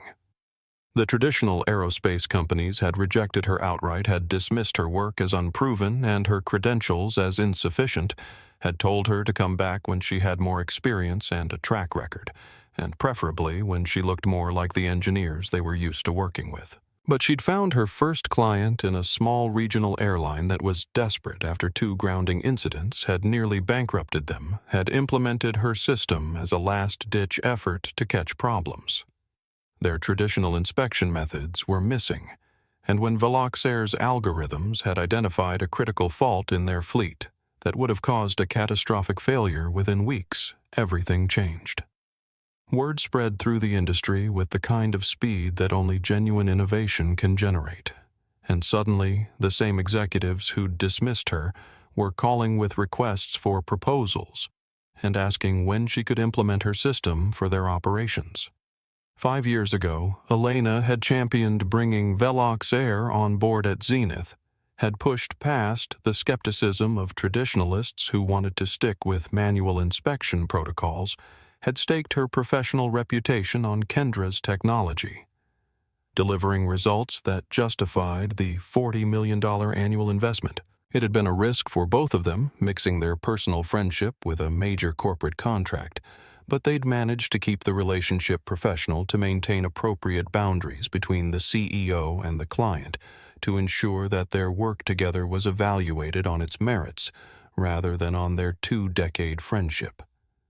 And Velox Air had delivered spectacularly, had proven its value over and over again as Kendra's algorithms caught issues that human inspectors missed, predicted failures before they manifested in ways that traditional maintenance schedules couldn't anticipate, saved Zenith millions in avoided emergency repairs, and prevented safety incidents that could have destroyed the airline's reputation and cost lives. The success at Zenith had led to contracts with other major carriers, had established Velox Air as the industry standard for AI-driven diagnostics, had built Kendra's company into a $3.2 billion operation that employed over 800 people and monitored the safety of more than 4,000 aircraft across 200 airlines globally.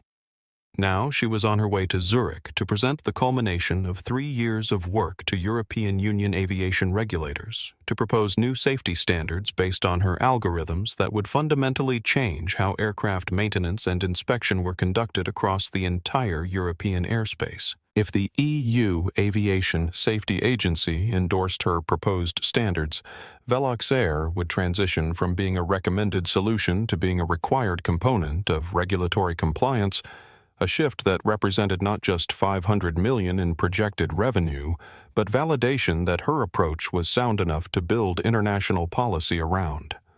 The Swiss Aero Summit presentation was supposed to be her moment of triumph, the culmination of everything she'd worked for, the proof that a black woman from Detroit who'd started with nothing but an idea and $30,000 could change an entire industry. And Diane Crawford had nearly destroyed it all because Kendra had been wearing joggers instead of a business suit because she'd looked comfortable instead of conforming to some arbitrary standard of what a first-class passenger should look like because her skin was the wrong color for Diane's narrow conception of who belonged in Suite 2A. The plane reached cruising altitude, and the seatbelt sign chimed off with its familiar 2-tone notification, and Marcus appeared almost immediately with the pot of black coffee Kendra had requested, setting it on her desk surface, along with a cup and saucer and a small pitcher of cream that she had no intention of using. "Your coffee." "Dr. Hayes," he said quietly, respecting the privacy screen she'd deployed and the clear message it sent about not wanting to be disturbed. "Is there anything else you need right now?" "No, thank you," Kendra said without looking up from her laptop. "This is perfect." Marcus retreated silently, and Kendra poured herself a cup of the steaming black liquid that smelled like it had been made from beans that cost more per pound than most people's weekly grocery budget, and she took a long sip that burned her tongue slightly but felt grounding and necessary. She had 2 files open on her laptop, now arranged side by side on her screen in a way that let her work on both simultaneously. The first was her Swiss Aero presentation, the legitimate work that had brought her on this flight in the first place, the carefully crafted argument for why European aviation regulators should adopt her proposed safety standards and make Veloxair's diagnostic platform a required component of aircraft certification. It was good work, important work, the kind of presentation that represented months of preparation and data analysis and strategic thinking about how to frame complex technical concepts in language that policymakers could understand and act on. But it was the second file that held her attention. Now the document she'd created immediately after boarding and titled with clinical precision, Zenith Atlantic Airways, Gate Incident M14, Personnel Risk Assessment and Liability Analysis. Kendra wrote the way she'd been trained to write engineering reports, with methodical attention to detail and an absolute commitment to factual accuracy, stripping away emotion and focusing on observable events and quantifiable outcomes. This wasn't a personal grievance she was documenting, wasn't a complaint driven by hurt feelings or wounded pride. It was a technical analysis of a failure in corporate systems that had created measurable risk and liability for an organization that should have had protocols in place to prevent exactly what had occurred. She started with Section 1 timeline of events, documenting everything that had happened with timestamps that were approximate but close enough to establish the sequence, quoting Diane's words exactly as she remembered them, because precision mattered when building a case that would survive scrutiny. 6:42 p.m. Approached priority boarding podium at gate M14 with valid boarding pass for Suite 2A and passport. Agent Diane Crawford's initial assessment appeared negative based on visual appraisal rather than documentation review. 6:44 p.m. Agent Crawford refused to scan boarding pass or verify reservation in system despite multiple requests to do so. Quote, "This seat is typically reserved for statement left incomplete but implication clear." 6:45 p.m. Agent Crawford claimed system showed conflict with another passenger, C. Morrison. When informed that Morrison was company VIP who had booked flight, Agent Crawford refused to verify this information. Quote, "I'm not seeing that verification." 6:46 p.m. Agent Crawford confiscated boarding pass from passenger's hand, with force refusing to return documentation. Quote, "I'll be holding on to this. This is either found or a very sophisticated forgery." 6:47 p.m. Agent Crawford summoned airport security, claiming passenger was attempting to board with fraudulent documents and causing a disturbance. Ordered passenger to wait in designated area away from gate. She moved methodically through Section 2 specific language and behavior patterns, quoting Diane's words in a way that let them speak for themselves, that built a picture of bias through accumulation of small verbal choices that revealed underlying assumptions. "Everyone has work, dear." Condescending diminutive used to infantilize passenger questioning agent's authority. "I see what's happening here." Statement suggesting predetermined conclusion about passengers' intentions based on appearance rather than documentation. The one in the joggers. Focus on clothing as justification for suspicion despite valid documentation. But it was Section 3 where Kendra's training as an engineer and her experience building safety systems came together into something that would be impossible for Zenith's executive team to ignore, because she framed the gate incident not as a matter of hurt feelings or poor customer service, but as a fundamental failure of risk management that created quantifiable liability. Risk analysis. Agent Crawford demonstrated immediate confirmation bias based on visual assessment of passengers' race and attire rather than documented credentials. This represents a failure in training and oversight that creates multiple categories of operational risk. 1. Reputational risk. Public incident witnessed by approximately 100 passengers creates negative brand association and potential viral social media exposure. 2. Regulatory risk discrimination in boarding procedures violates Department of Transportation regulations regarding equal access to services, regardless of race, creating exposure to federal investigation and penalties. 3. Financial risk. Wrongful detention and property confiscation creates exposure to litigation for false imprisonment, theft of property, defamation, and emotional distress. 4. Partnership risk. In this specific instance, the passenger was CEO of Velox Air Analytics, holder of $40 million annual contract and critical partner for fleet safety certification. Agent's actions endangered existing business relationship and future regulatory approval processes. She typed steadily for 90 minutes, the coffee growing cold in her cup as she lost herself in the familiar rhythm of technical writing, building her argument with the same precision she brought to engineering specifications, creating a document that would be impossible to dismiss as mere complaining, because it was framed in the language of business risk and operational failure. Section 4. Patterns and precedent was where she brought in the information Elena had shared during their phone call. The revelation that Diane Crawford had been the subject of previous complaints that had been dismissed or buried rather than properly investigated.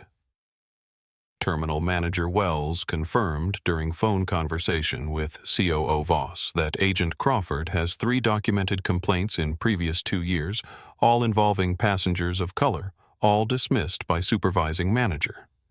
This pattern suggests A. Individual employee bias that has been allowed to continue unchecked. B. Supervisory failure to identify and address discriminatory behavior. C. Organizational culture that prioritizes employee protection over passenger rights. D. Absence of effective reporting mechanisms or investigation protocols. The current incident represents not an isolated failure, but the predictable outcome of allowing problematic behavior to continue without meaningful intervention. And then came Section 5, the part that would either get her everything she wanted or mark her as difficult and demanding, and someone the airline industry should be wary of working with, depending on how Zenith's leadership chose to respond. She'd learned over the years that demanding accountability often came with professional costs, that women who insisted on being treated with dignity were frequently labeled as troublemakers, that asking for fairness was interpreted as asking for special treatment. But she was done being careful, done moderating her expectations to make other people comfortable, done accepting apologies without requiring actual change. Section 5. Required corrective actions. The following measures are non-negotiable requirements for Velox Air Analytics to continue partnership with Zenith Atlantic Airways 1. Immediate termination of Agent Diane Crawford in process per Terminal Manager, Wells 2. Suspension pending full review of Supervising Manager who dismissed previous complaints against Crawford 3. Mandatory third-party bias and de-escalation training for all customer-facing employees across all Zenith facilities conducted by qualified external consultants specializing in aviation industry culture 4. External audit of complaint resolution processes for past 5 years, with specific analysis of patterns related to race, gender, and other protected categories 5. Implementation of quarterly public reporting on diversity metrics for premium cabin access, including demographic breakdowns of passengers denied boarding or subject to additional screening. 6. Establishment of direct reporting mechanism for discrimination complaints that bypasses immediate supervisors and goes to executive level 7. Financial compensation to be determined to be donated to organizations working on transportation equity. She reread the list, considering whether she was asking for too much, whether this would be seen as vindictive rather than constructive, whether she should soften some of the language to make it more palatable. Then she thought about Diane's sneer. thought about the boarding pass being ripped from her hand, thought about standing alone while 100 people watched her humiliation, thought about every other passenger who'd experienced similar treatment but didn't have her resources or connections or ability to demand accountability. She left every word exactly as she'd written it. The technical Swiss Aero report was already complete, had been finished before she'd even boarded the plane, and it contained excellent news for Zenith. Their fleet had passed. Velox Air's diagnostic review with flying colors. The new A350 aircraft were performing beautifully. The safety protocols were being followed correctly, and Kendra's recommendation would be full certification without reservations.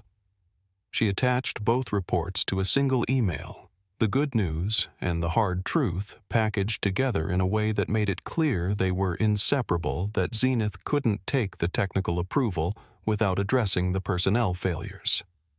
The email was addressed to Elena Voss and CEO Richard Sterling, and the heads of HR and legal, everyone who would need to be involved in making the changes she was demanding. And the subject line was deliberately clinical. Swiss Aero Fleet Certification Report, plus Critical Personnel Liability Assessment. Her finger hovered over the send button for just a moment, and she allowed herself to consider the implications of what she was about to do, the way this single email would detonate across Zenith's corporate structure, the careers that would end and the investigations that would begin, and the changes that would ripple outward from this moment. She thought about every time she'd been told she didn't belong. Every boardroom where she'd had to prove herself before being allowed to speak, every conference where other attendees had assumed she was administrative staff rather than a keynote speaker. Every flight where gate agents had looked at her with suspicion before reluctantly accepting her right to be in first class. She thought about the other passengers, the ones without her credentials or connections or resources who experienced this same treatment and had no recourse, who filed complaints that went nowhere and accepted apologies that meant nothing and flew in economy on later flights while the people who'd wronged them faced no consequences. She pressed send. The progress bar filled quickly, the email vanishing into the cloud where it would travel 35,000 feet down to servers on the ground and then across networks to reach the inboxes of people who were about to have their evening dramatically interrupted by news they didn't want to receive. Somewhere over the dark Atlantic, with Greenland passing beneath them, invisible in the night, Kendra had just grounded Diane Crawford's career as thoroughly as Diane had tried to ground Kendra's flight. Back in Chicago, in the cramped, windowless office that terminal manager Patricia Wells called her workspace, Diane Crawford sat in a cheap plastic chair that had been designed for temporary use rather than prolonged sitting, and tried to process what had just happened to her carefully constructed professional life. The office was aggressively ugly in the way that corporate back-of-house spaces always were. All fluorescent lights that flickered occasionally and beige walls that had been dingy since installation, and the faint smell of old coffee and stress sweat that no amount of air freshener could quite mask. There was a desk covered in stacks of paperwork and incident reports and scheduling documents, a computer monitor that was probably a decade old, motivational posters that had been issued by corporate, and that nobody actually found motivating, and absolutely no windows because people who worked in terminal management weren't given the luxury of natural light. Diane had been sitting here for 45 minutes, watching the cheap wall clock tick forward with agonizing slowness, listening to the muffled sounds of the terminal outside filtering through the thin walls, and feeling the reality of her situation settling over her like a weight that made it hard to breathe. The triumphant adrenaline she'd felt when confronting that passenger at the gate had long since curdled into something cold and acidic in her stomach, replaced by a creeping dread that kept getting worse every time she replayed the scene in her mind and tried to figure out where exactly everything had gone wrong. Tried to identify the moment when her reasonable exercise of authority had transformed into a career-ending catastrophe. She'd done everything right, hadn't she? She'd followed her instincts, had trusted her. 27 years of experience had made a judgment call about a suspicious passenger who hadn't fit the profile for first-class travel. She'd been protecting the airline's premium product, maintaining standards, ensuring that Suite 2A was occupied by someone who truly belonged there, rather than by someone who'd somehow gamed the system or obtained credentials they weren't entitled to. The door opened, and Patricia Wells entered, and she didn't sit down behind her desk the way she normally would for a supervisory conversation, didn't settle into her chair and take a moment to compose herself before addressing the situation. Instead, she stood over Diane with an expression that managed to combine exhaustion and fury, and something that might have been genuine anguish at having to deal with a problem that should never have reached this point. "Do you have anything to say for yourself?" Patricia asked, her voice flat and dead in a way that was somehow more terrifying than if she'd been shouting. Diane tried to organize her thoughts, tried to find words that would explain her actions in a way that made sense, that would help Patricia understand that this was all a terrible misunderstanding, that she'd been trying to do her job correctly, and that it wasn't her fault that the passenger had turned out to be someone important. "It was a mistake," Diane burst out, the words tumbling over each other in her haste to get them out. She didn't look like, she had a ticket for Suite 2A, but she was wearing joggers, and she had this attitude from the very beginning. She was hostile when I tried to verify her credentials, and I was just following protocol for suspicious circumstances. And how was I supposed to know she was actually some kind of important engineer when she looked like she'd just come from the gym? Patricia's laugh was brittle and harsh, a sound that held no humor whatsoever. "I reviewed the security camera footage from the gate podium," she said, pulling out her phone and turning it to show Diane the paused video that clearly showed the moment when Diane had snatched the boarding pass from Kendra's hand. "This is what you call following protocol. This is what you think hostile behavior from a passenger looks like." Diane stared at the screen and saw herself in a way she'd never seen before, saw the aggression in her own body language, saw the sneer on her own face, saw the violence in the gesture that she'd told herself was just firm handling of a difficult situation, and she felt something crack inside her chest as she realized that the story she'd been telling herself about being a competent professional doing her job didn't match the reality that the camera had captured. "You refused to scan a valid ticket," Patricia continued, her voice gaining intensity as she leaned closer. "You refused to use the verification systems that exist specifically to prevent situations like this. You snatched property from a passenger's hand. You accused her of felony fraud in front of witnesses. You called security to have her arrested for the crime of trying to board a flight she'd paid for. And you did all of this because you didn't like her clothes."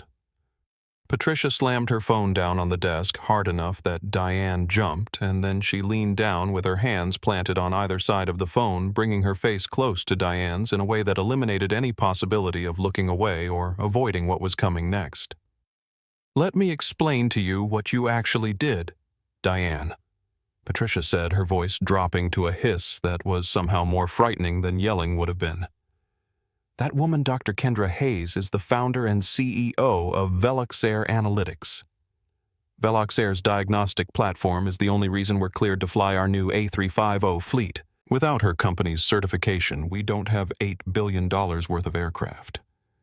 We have expensive paperweights that can't leave the ground."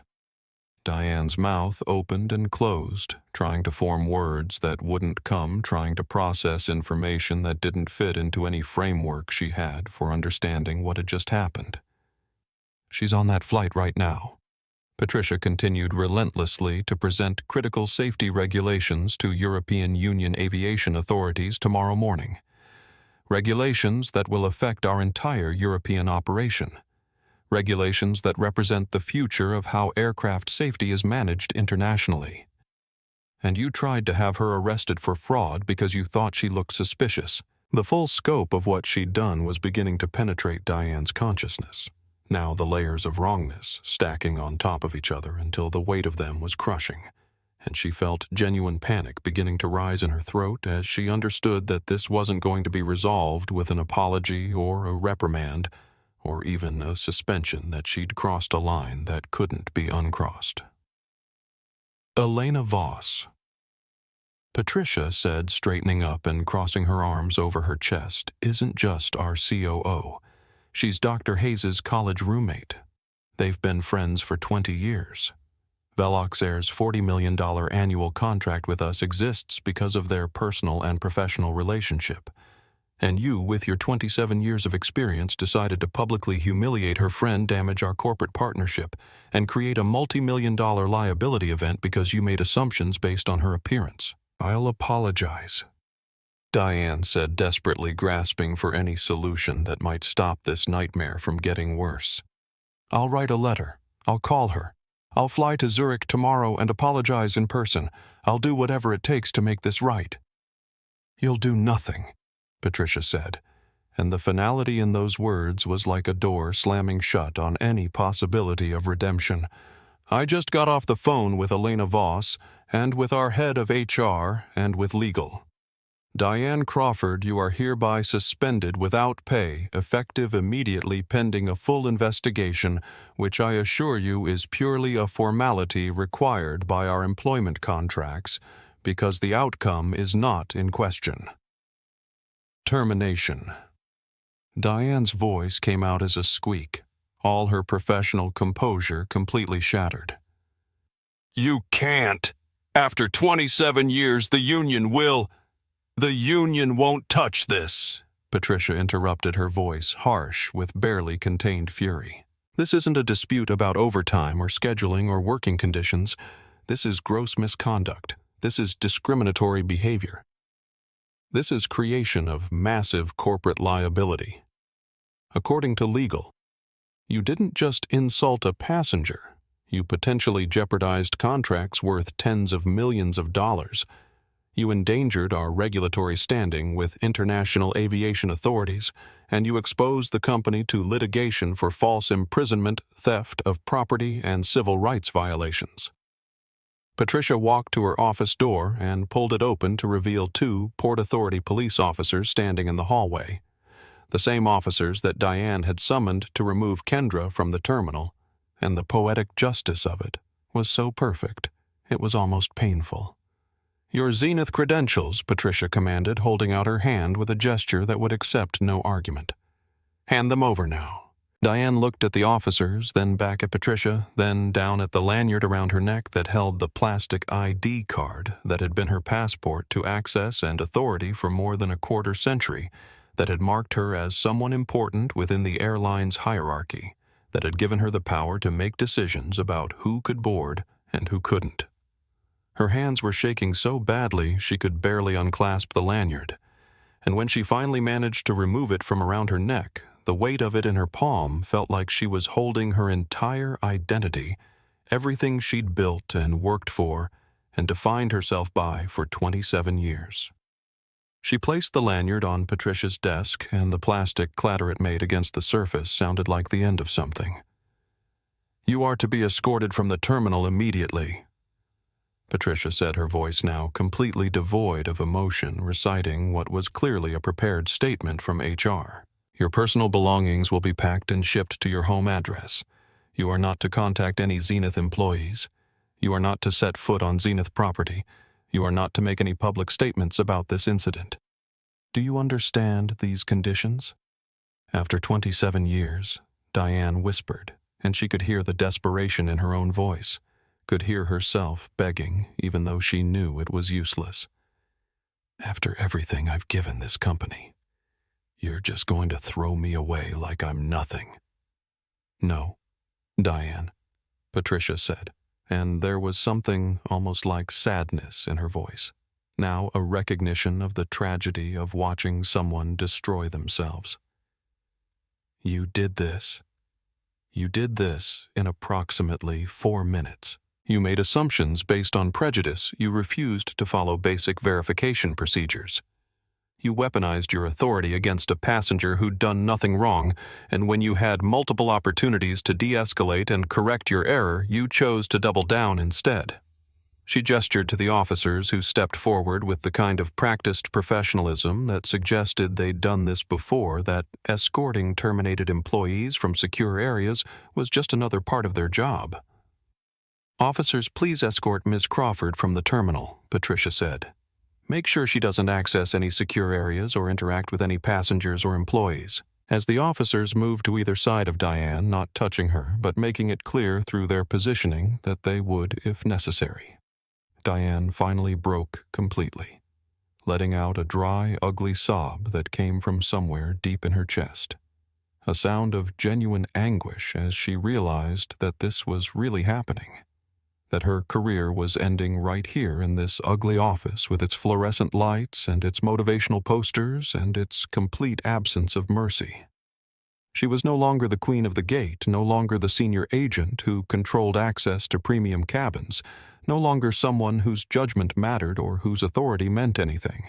She was just a 58-year-old woman in a polyester uniform being perp-walked out of an airport terminal like a common criminal, and everyone who saw her leave would know exactly what it meant, would understand that she'd been terminated and escorted out and reduced from someone who mattered to someone who didn't in the span of a single evening. The other Zenith employees watched her go with expressions that ranged from shock to fear to something that looked like satisfaction, and Diane understood in that moment that she hadn't been respected the way she'd thought she was, that people had feared her authority but not admired her leadership, that her removal was being witnessed not with sympathy but with relief. Zenith Atlantic Flight 2847 touched down at Zurich Airport precisely on schedule at 10:47 a.m. local time. The morning fog that had blanketed the runways earlier having burned off to reveal clear skies, and the spectacular view of the Alps in the distance that always made landing in Switzerland feel like arriving in a postcard. Kendra had managed exactly 3 hours of sleep during the 8-hour flight, had woken to Marcus's gentle notification that they were beginning their descent, had worked for the remaining time refining her Swiss Aero presentation until it was as polished and persuasive as she could make it. The coffee had been excellent, the privacy had been complete, and no one had disturbed her except for that single wake-up call and a quiet delivery of fresh coffee and a croissant that she'd accepted gratefully. She'd slept better than she'd expected given the circumstances, had managed to push aside the anger and humiliation of the gate incident long enough to let her exhausted body take the rest it desperately needed, and she'd woken feeling not refreshed exactly, but functional, capable of delivering the presentation that would determine so much of her company's future. As the plane taxied toward the gate, Marcus appeared at her suite with impeccable timing, his smile genuine and his manner deferential without being obsequious. "Dr. Hayes, we'll be at the gate in just a moment. Please take your time gathering your belongings. You'll be invited to disembark first, and if there's anything you need assistance with, anything at all, please don't hesitate to let me know." "Thank you, Marcus," Kendra said, and she meant it sincerely because he'd provided exactly the kind of service she'd needed, efficient, unobtrusive, respectful of her need for privacy and focus. "Your service throughout this flight has been excellent. Please make sure your supervisor knows that." The relief on Marcus's face was visible and touching, and Kendra understood that he'd been worried the entire flight that some additional service failure would compound the disaster at the gate that he'd been operating under intense pressure to make everything perfect, as a way of atoning for sins that weren't his own.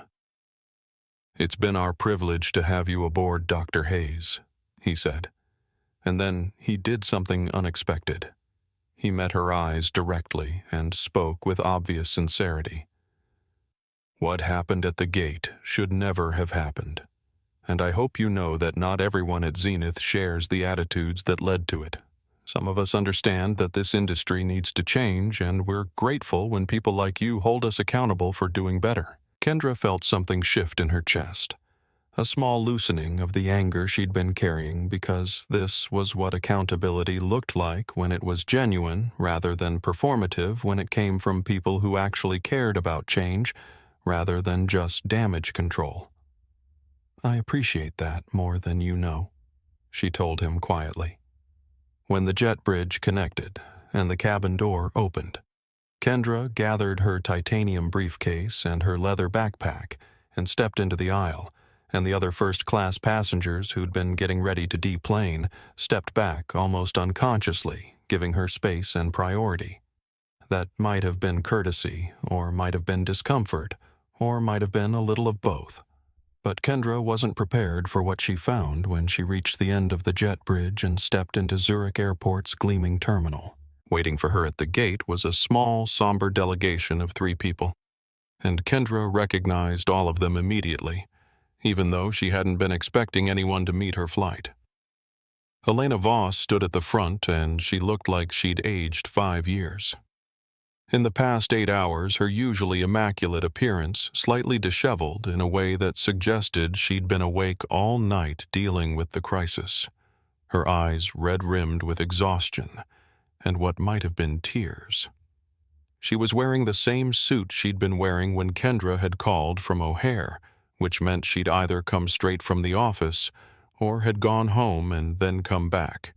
And her expression when she saw Kendra was one of such genuine anguish that Kendra felt her carefully maintained composure start to crack. Beside Elena stood Richard Sterling, the CEO of Zenith Atlantic Airways, a man Kendra had met perhaps twice before at formal events, and who'd always been professionally pleasant but distant in the way that CEOs of major corporations were with vendors, even important vendors.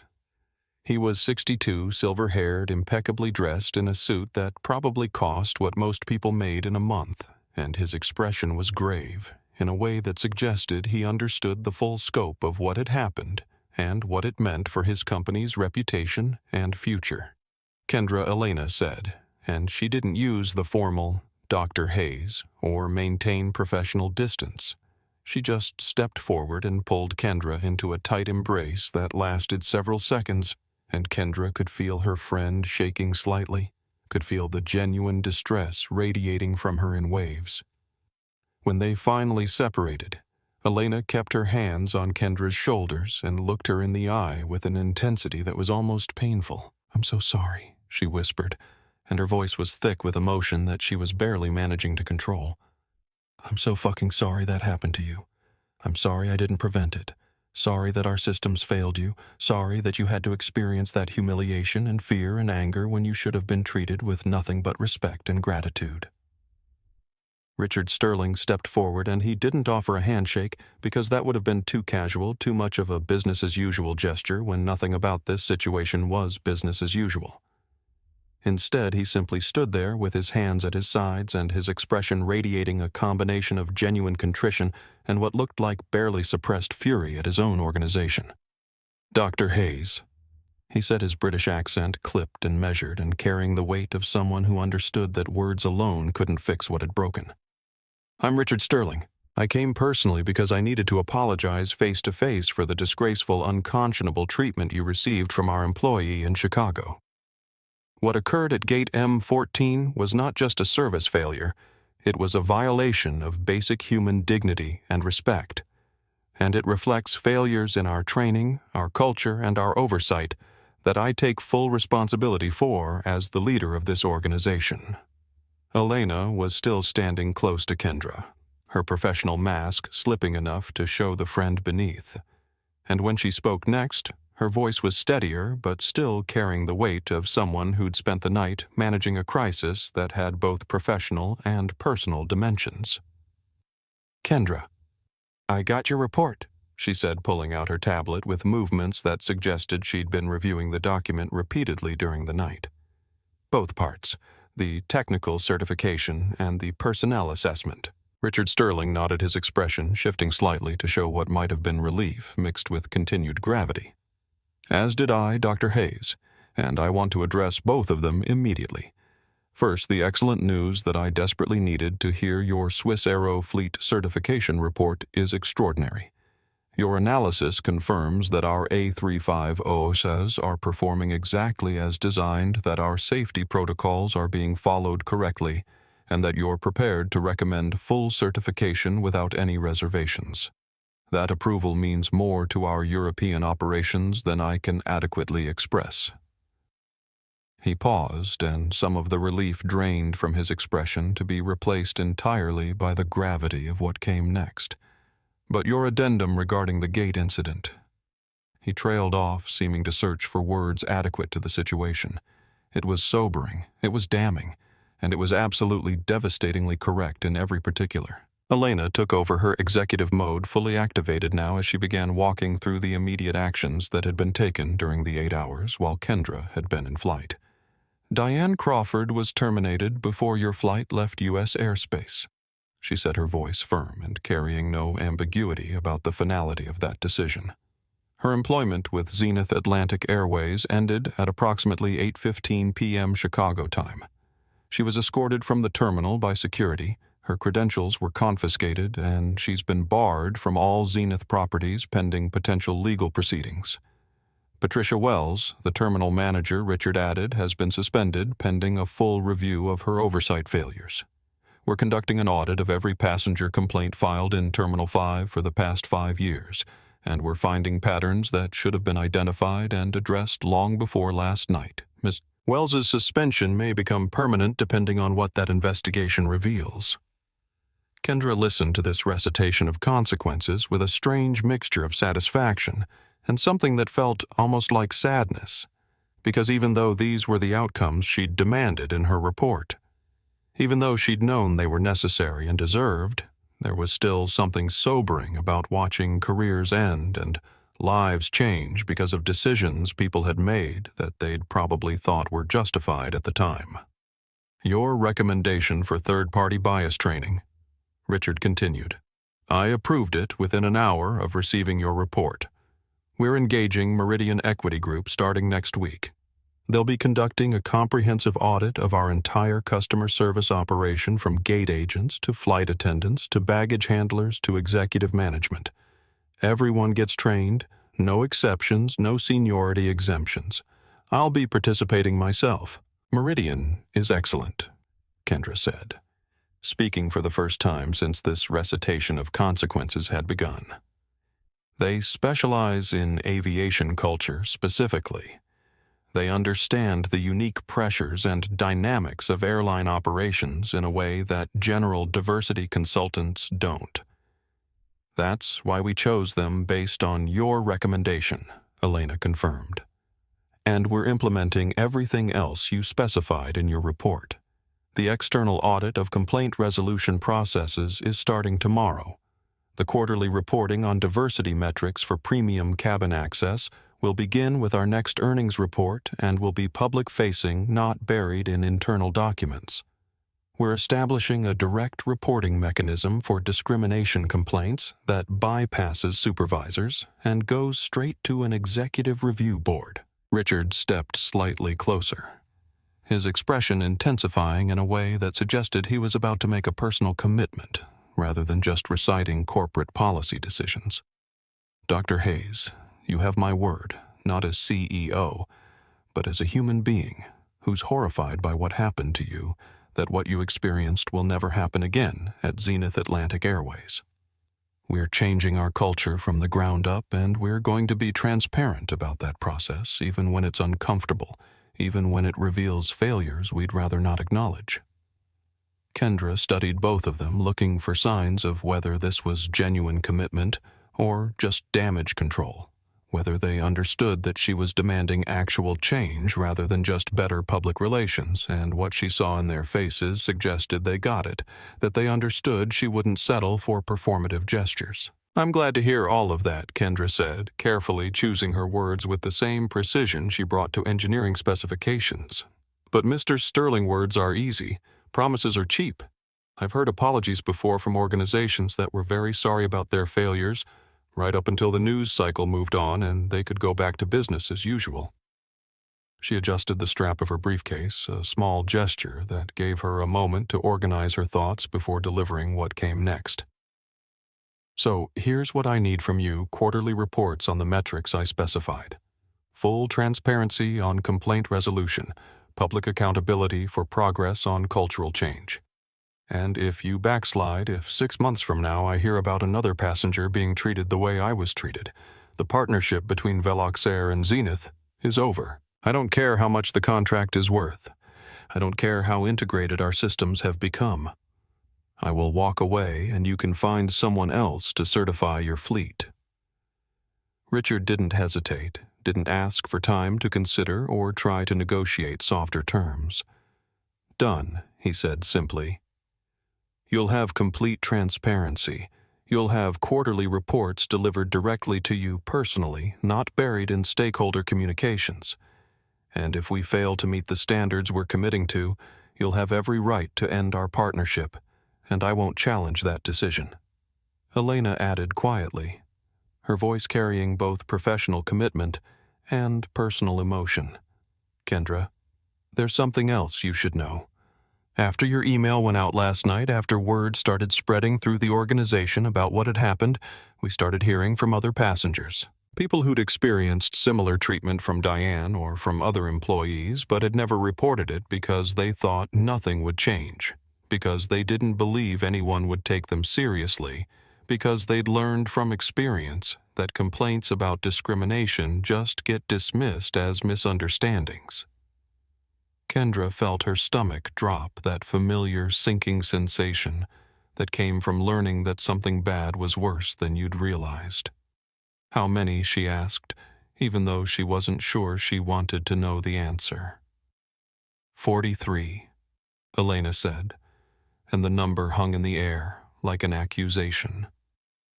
43 documented contacts in the past 12 hours from passengers of color who experienced similar presumptions about whether they belonged in premium cabins.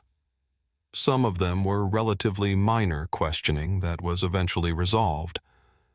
Others were... She paused, clearly struggling with what she was about to say. Others were as bad as or worse than what happened to you. And all of them happened in the past 2 years, and most of them were never formally reported because passengers didn't see the point. The scope of it was staggering, the realization that Diane Crawford hadn't been one bad apple, but a symptom of widespread rot, that the incident at Gate M14 hadn't been an anomaly, but rather just the most visible example of a pattern that had been operating for years beneath the surface of normal operations. Richard's face had gone grim as he listened to Elena recite these numbers, and when he spoke again, his voice carried genuine pain. "We failed them, Dr. Hayes. We failed you. We built and maintained a culture where this kind of discrimination could happen repeatedly, where employees felt empowered to make judgments about passengers based on appearance rather than documentation, where complaints were dismissed or ignored rather than investigated seriously. The damage is extensive, and we're only beginning to understand how deep it goes." "The damage is done," Kendra agreed, but she softened her tone slightly because she could see that their contrition was genuine, even if it couldn't undo what had happened. "But damaged systems can be rebuilt if you're willing to do the hard work. That's what I do, after all. I fix broken systems. I identify failures and design solutions and implement changes that prevent those failures from recurring." She met Richard's eyes, directly holding his gaze in a way that made sure he understood this was non-negotiable. "So rebuild your system, Mr. Sterling. Fix your culture. Address the rot that allowed Diane Crawford and people like her to operate unchecked for years. Do the work, make it transparent, and prove through sustained action that this wasn't just a convenient response to bad publicity." "We will," Richard promised, "and I assume you'll be watching to make sure we follow through." "I will," Kendra confirmed. "And speaking of following through, I have a presentation to deliver in approximately 6 hours. The Swiss Aero Summit starts at 2 p.m., and I need to get to my hotel, clean up, review my materials one more time, and prepare to convince a room full of European regulators that they should adopt safety standards based on Velox Air's algorithms." She adjusted her briefcase strap again, a gesture that signaled she was ready to move forward both literally and figuratively. "I assume Zenith wants Velox Air's contract renewed when it comes up for review next quarter." "Desperately," Richard said without hesitation. "Your diagnostic platform is integral to our entire safety management system. Losing it would be catastrophic for our operations." "Then I suggest you make sure those quarterly reports are thorough and honest," Kendra said, and there was the hint of a smile in her voice now. Not hostile, but clear about where the power in this relationship currently resided. Because, Mr. Sterling, I'll be watching. And if I see evidence that you're reverting to old patterns, if I hear about passengers being treated the way I was treated, if I discover that these commitments were just performative gestures meant to smooth over a crisis, then Velux Air will find other partners who take our values seriously." Richard nodded, accepting the terms without argument, and then he did something unexpected. He extended his hand for a handshake, an offer of professional respect and partnership rather than just apology. Kendra looked at his outstretched hand for a moment, considering what accepting it would mean, what kind of relationship they were establishing going forward, and then she reached out and shook it firmly, a gesture that acknowledged both the severity of what had happened and the possibility of moving forward if the commitments being made were honored. "We won't let you down, Dr. Hayes," Richard said. Not again. The Swiss Aero Summit was being held in a massive convention center in Zurich's business district, a gleaming structure of glass and steel that looked like it had been designed by someone who believed that important discussions about aviation safety should take place in buildings that looked like they could fly if they wanted to. The main conference hall where Kendra would be delivering her keynote presentation was cavernous, designed to accommodate over 500 people. And it was filled nearly to capacity with exactly the kind of audience that would determine whether her 3 years of work had been worth it.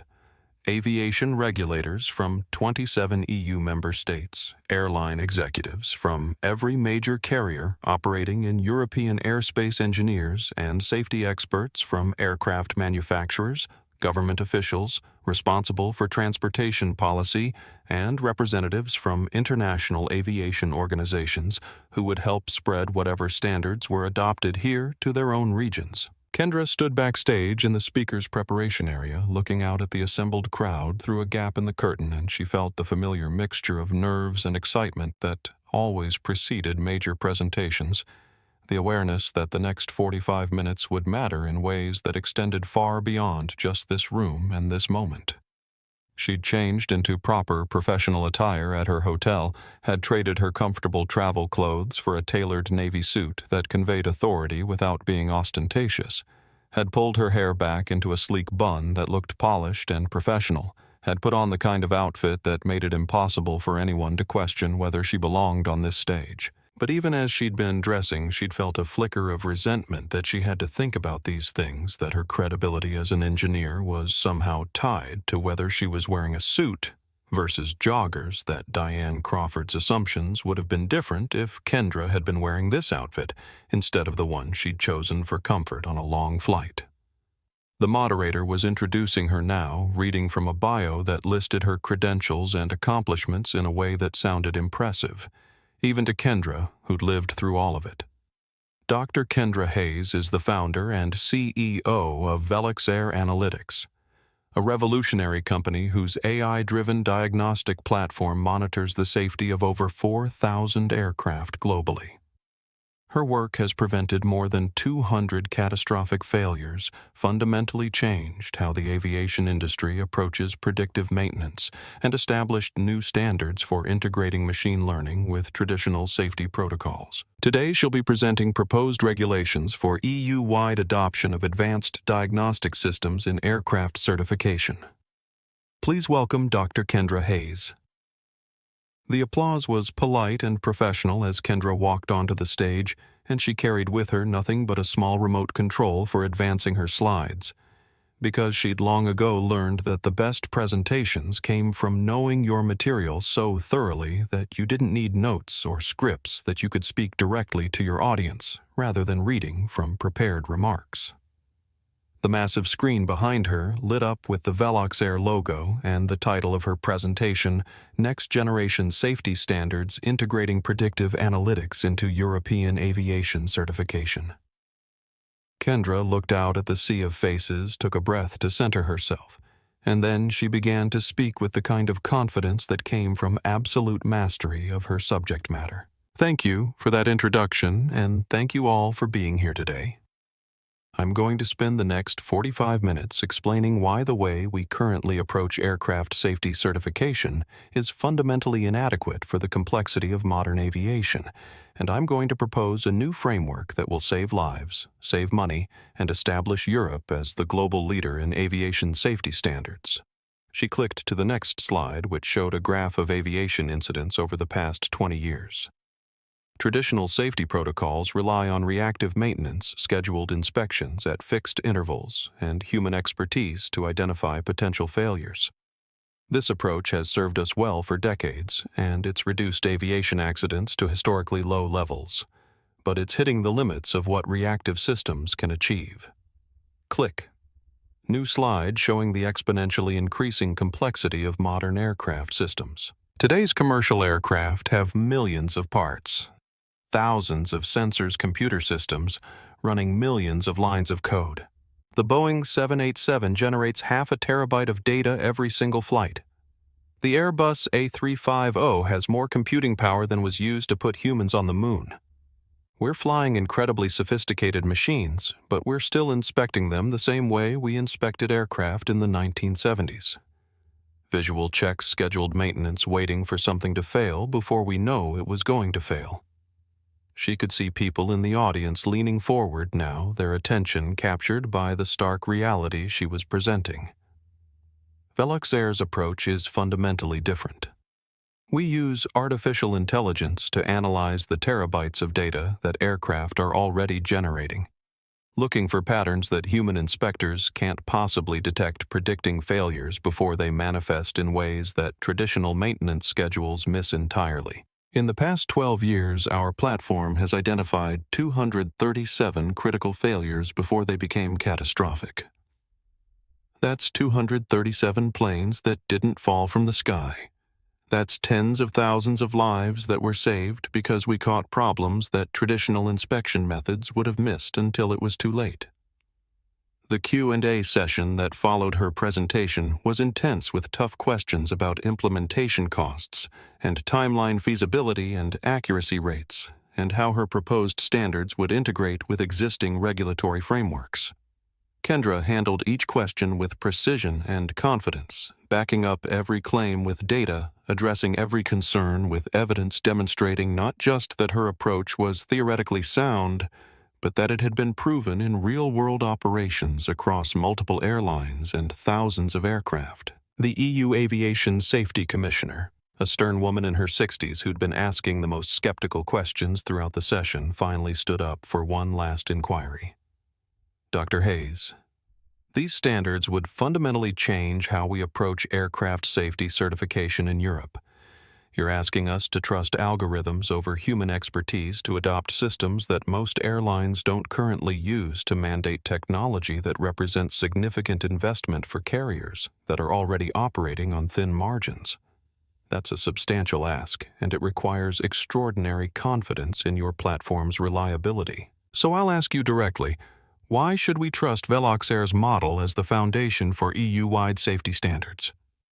Kendra looked at the commissioner, recognized the question for what it was. Not hostility, but genuine need for reassurance before making a decision that would affect hundreds of millions of passengers. And she gave the answer that she'd been building toward through the entire presentation. Commissioner, in 12 years of operation, Velox Air's platform has monitored 4,000 aircraft across 200 airlines on 6 continents. We've processed data from more than 10 million flights.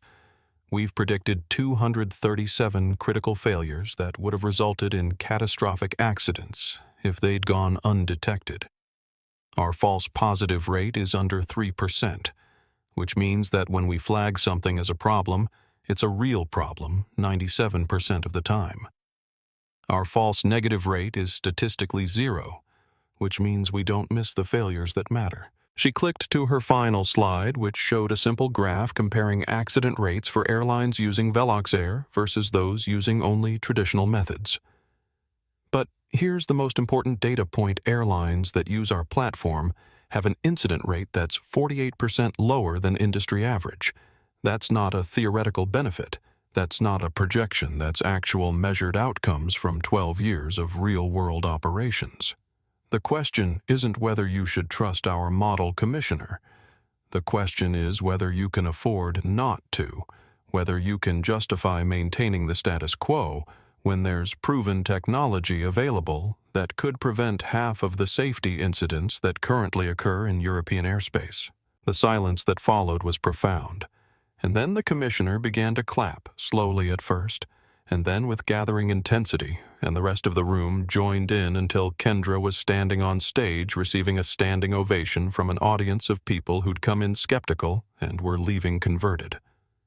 The commissioner approached her after the session ended, extending her hand with a warmth that hadn't been present in her earlier questions.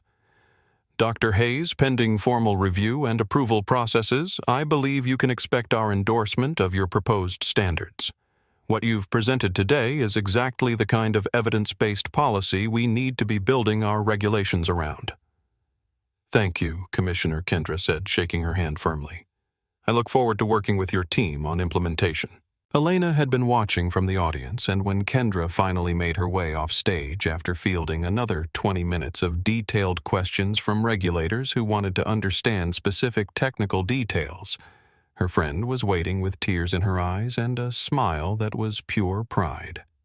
That was fucking brilliant, Elena said, pulling Kendra into another hug. You just changed the industry. You just established Velox Air as the mandatory standard for European aviation. Do you understand what you just did? Kendra allowed herself a small smile, the first genuine expression of satisfaction she'd felt since before the incident at Gate M14. I made the case that safety matters more than cost, that data matters more than tradition, and that doing things the way we've always done them isn't good enough when there are better options available. You did more than that, Elena said quietly. You proved that a black woman from Detroit who started in her garage could become the person who rewrites international aviation policy. You proved that all the people who underestimated you were catastrophically wrong, and you did it less than 12 hours after being publicly humiliated by someone who thought you didn't belong in first class. The moment hit Kendra then, the full emotional weight of what the past 24 hours had contained. The humiliation at the gate, the fury of writing her report, the exhaustion of the flight, and now this triumph, this validation, this moment of standing on a stage in Zurich and having the most powerful aviation regulators in Europe commit to adopting her vision as the foundation for their safety standards. Come on, Elena said gently, recognizing that her friend was approaching emotional overload. Let's get you back to your hotel. You've earned some rest. 2 weeks after the incident at Gate M14, Diane Crawford's world had contracted to a size she never could have imagined during her 27 years of authority and status and the comfortable certainty that came from having a career she'd built slowly and carefully and believed was secure.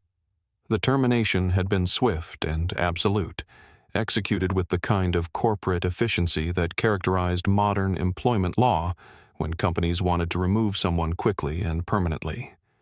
The email from HR had arrived the morning after her removal from the terminal, coldly professional in its notification that her employment had been terminated effective immediately for gross misconduct, creating liability for the company that her final paycheck would be direct deposited minus deductions for unreturned property, that her health insurance would continue for 30 days, as required by law, and then would cease, unless she elected to continue it at her own expense under COBRA provisions. She'd called the union immediately expecting support and representation, and at least someone to listen to her side of the story, but the response had been a brief email from a union lawyer she'd never met explaining that her actions constituted discriminatory behavior and creation of corporate liability outside the scope of union protection, that the union's obligation was to represent employees facing unjust termination, but that her termination appeared to be entirely justified based on the documentation provided by Zenith Management. You're on your own. The email had concluded with a perfunctory statement of regret that nevertheless made it clear no assistance would be forthcoming. She'd lost her job, lost the flight benefits that had defined so much of her identity and lifestyle, lost the free travel that had let her visit Paris and Rome and London and dozens of other cities that were now financially out of reach. She'd lost her health insurance right when she was reaching an age where medical costs were starting to accumulate. She'd lost her professional network because every former colleague she'd tried to contact had either ignored her messages or responded with uncomfortable brevity that made it clear they wanted no association with her name. But the hardest blow, the one that genuinely shocked her, came 2 weeks after her termination, when she was served with legal papers at the small apartment in Chicago's suburbs, where she'd been hiding since losing her job. She wasn't being sued by Kendra Hayes, which she'd expected, and had been preparing herself for trying to figure out what kind of legal defense she could mount against someone with that kind of resources and professional standing. She was being sued by Trevor Hartman, the businessman from Seat 3B, along with 2 other first-class passengers who'd witnessed the incident at the gate and had apparently decided that Diane's behavior had created a hostile environment and caused them emotional distress and fear for their own safety during the flight. The lawsuit was probably legally flimsy, more performative outrage than genuine grievance. But it didn't matter because Zenith's legal team, operating under direct orders from Richard Sterling to clean house and demonstrate accountability, didn't fight it.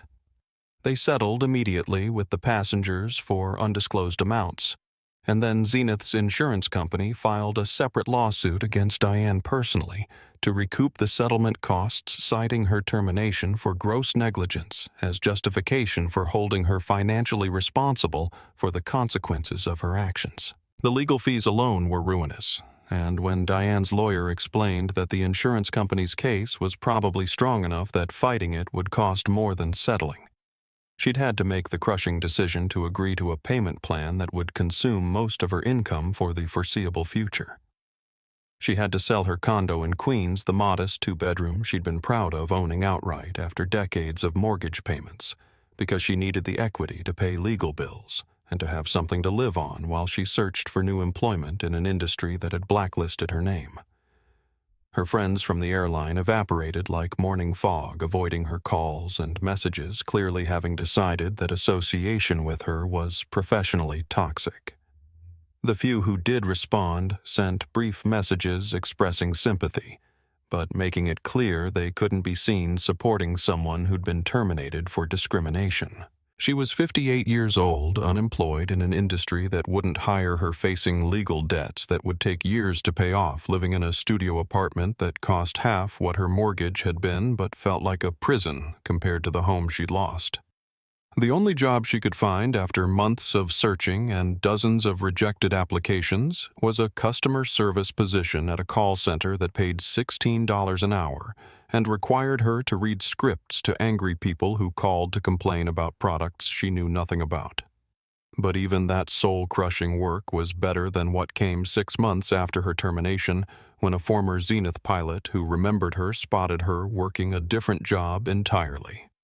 He was walking through the parking garage at O'Hare, heading to catch the shuttle bus to the terminal for his flight, when he saw a familiar face in the payment booth at the exit, and he stopped so suddenly that the person behind him nearly ran into him. Diane Crawford, who'd once controlled access to first-class cabins with the authority of someone who believed she was protecting standards and maintaining excellence, was now sitting in a plexiglass booth, taking payment for parking, wearing a cheap polyester vest with the parking company's logo. Her platinum hair now dull and gray and pulled back in a messy ponytail that suggested she'd stopped caring about the carefully maintained appearance that had once been part of her professional identity. The pilot approached the booth slowly, and Diane looked up from her phone where she'd been scrolling through job listings for positions she wasn't qualified for, and when their eyes met, there was a flash of recognition followed immediately by a hardening of her expression, a defensive anger that came from being seen in circumstances that were humiliating. What she said, and her voice was harsh and defensive. "You got a problem?" The pilot had been through the mandatory Meridian equity training that Zenith had implemented in the wake of the gate incident, had sat through 8 hours of sessions that challenged his assumptions about bias and discrimination, and the ways that small acts of prejudice could compound into patterns of harm. He'd been skeptical at first, had thought it was just corporate cover-your-ass training that wouldn't change anything. But something about the sessions had gotten through to him, had made him see patterns he'd been unconsciously participating in. "I just came from the quarterly refresher training," he said quietly, and his tone was conversational rather than accusatory. "They still use your footage as the primary case study. The gate video. It's become the centerpiece of the entire bias awareness program." Diane's face went white, all the blood draining from it as she processed what he was saying, as she understood that she wasn't just a forgotten ex-employee, but had become curriculum, had been transformed into a permanent teaching tool that every new hire at Zenith would watch and study and learn from.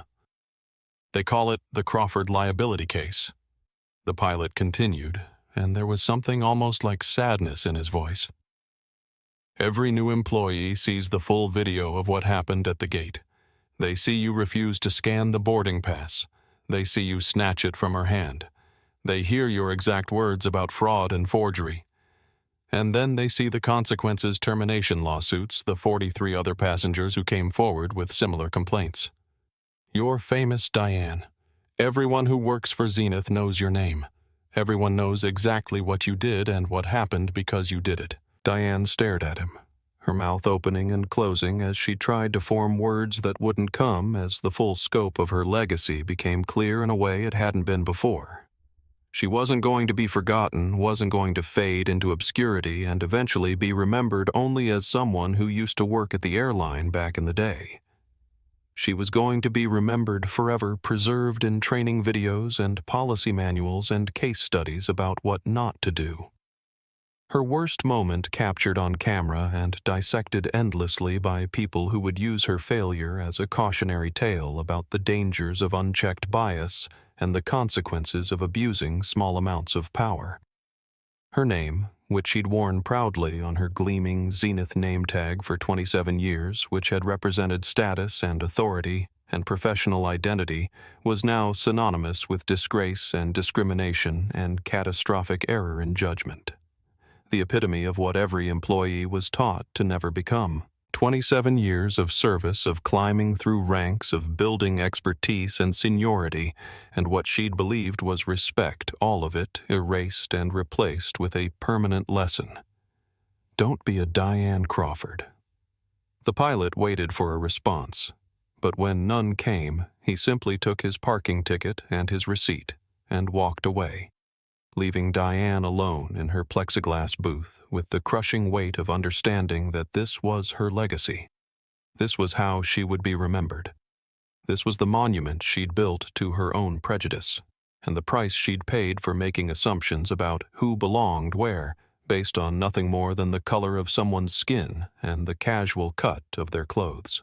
18 months after the incident at Gate M14, Kendra found herself back in an airport, this time Denver International, on a cold January morning, preparing to board another flight to Europe for another round of meetings with aviation regulators who were now treating her proposed safety standards as foundational policy rather than optional recommendations. She was wearing her usual travel outfit, comfortable navy cashmere hoodie, black leggings, white sneakers, the same kind of clothes that had triggered Diane Crawford's suspicion and led to everything that had followed. But this time she wasn't thinking about whether her outfit might cause problems, wasn't calculating how she'd be perceived, or whether she needed to dress differently to be taken seriously. She was just wearing what was comfortable for a long flight because that's what first-class passengers were supposed to do, and she'd earned the right to do it without fear. The gate agent at Denver was a young black woman, probably in her early 20s, based on her fresh-faced appearance and the slightly nervous energy that suggested she was relatively new to the job.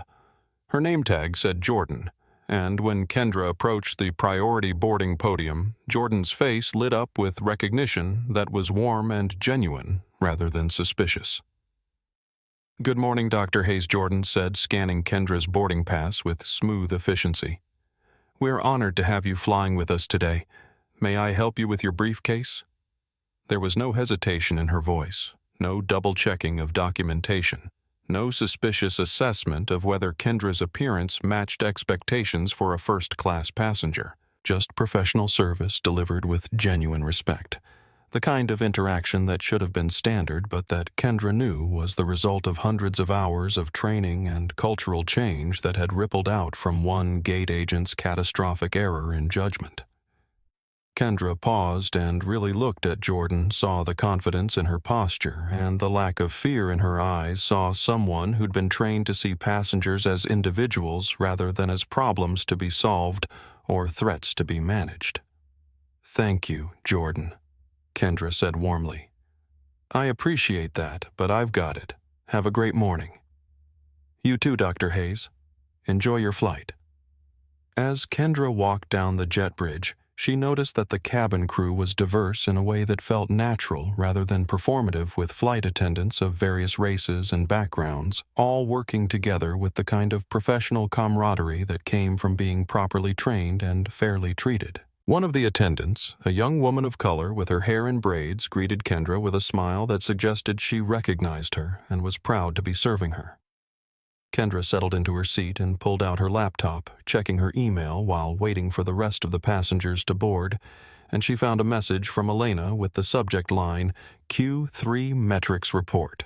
The email contained a comprehensive breakdown of Zenith's diversity and inclusion progress over the 18 months since the gate incident. Premium cabin complaints were down 87%. Overall complaints specifically related to racial bias were down 94%. Employee retention rates for customer-facing staff of color had increased by 40%, and passenger satisfaction scores had improved across all demographics. The Meridian Equity Group's quarterly audit had given Zenith's cultural transformation program high marks, noting significant improvement in how employees handled situations involving potential bias and commending the airline's transparency in reporting both successes and ongoing challenges. Elena's email concluded with a brief personal note. "We're getting there, Kay. Still a long way to go, but we're actually making real changes. Jordan in Denver was one of the first hires under our new recruiting initiative. She told me she applied to Zenith specifically because she read about the reforms we implemented after the gate incident and wanted to be part of changing airline culture. Thought you'd want to know." Kendra read the message twice, feeling something shift in her chest, a loosening of anger that she'd been carrying for 18 months. Not because it had been resolved entirely, but because there was evidence that the consequences of her refusal to stay silent had created ripples that were still spreading outward. The gate incident hadn't just ended Diane Crawford's career or triggered reforms at a single airline.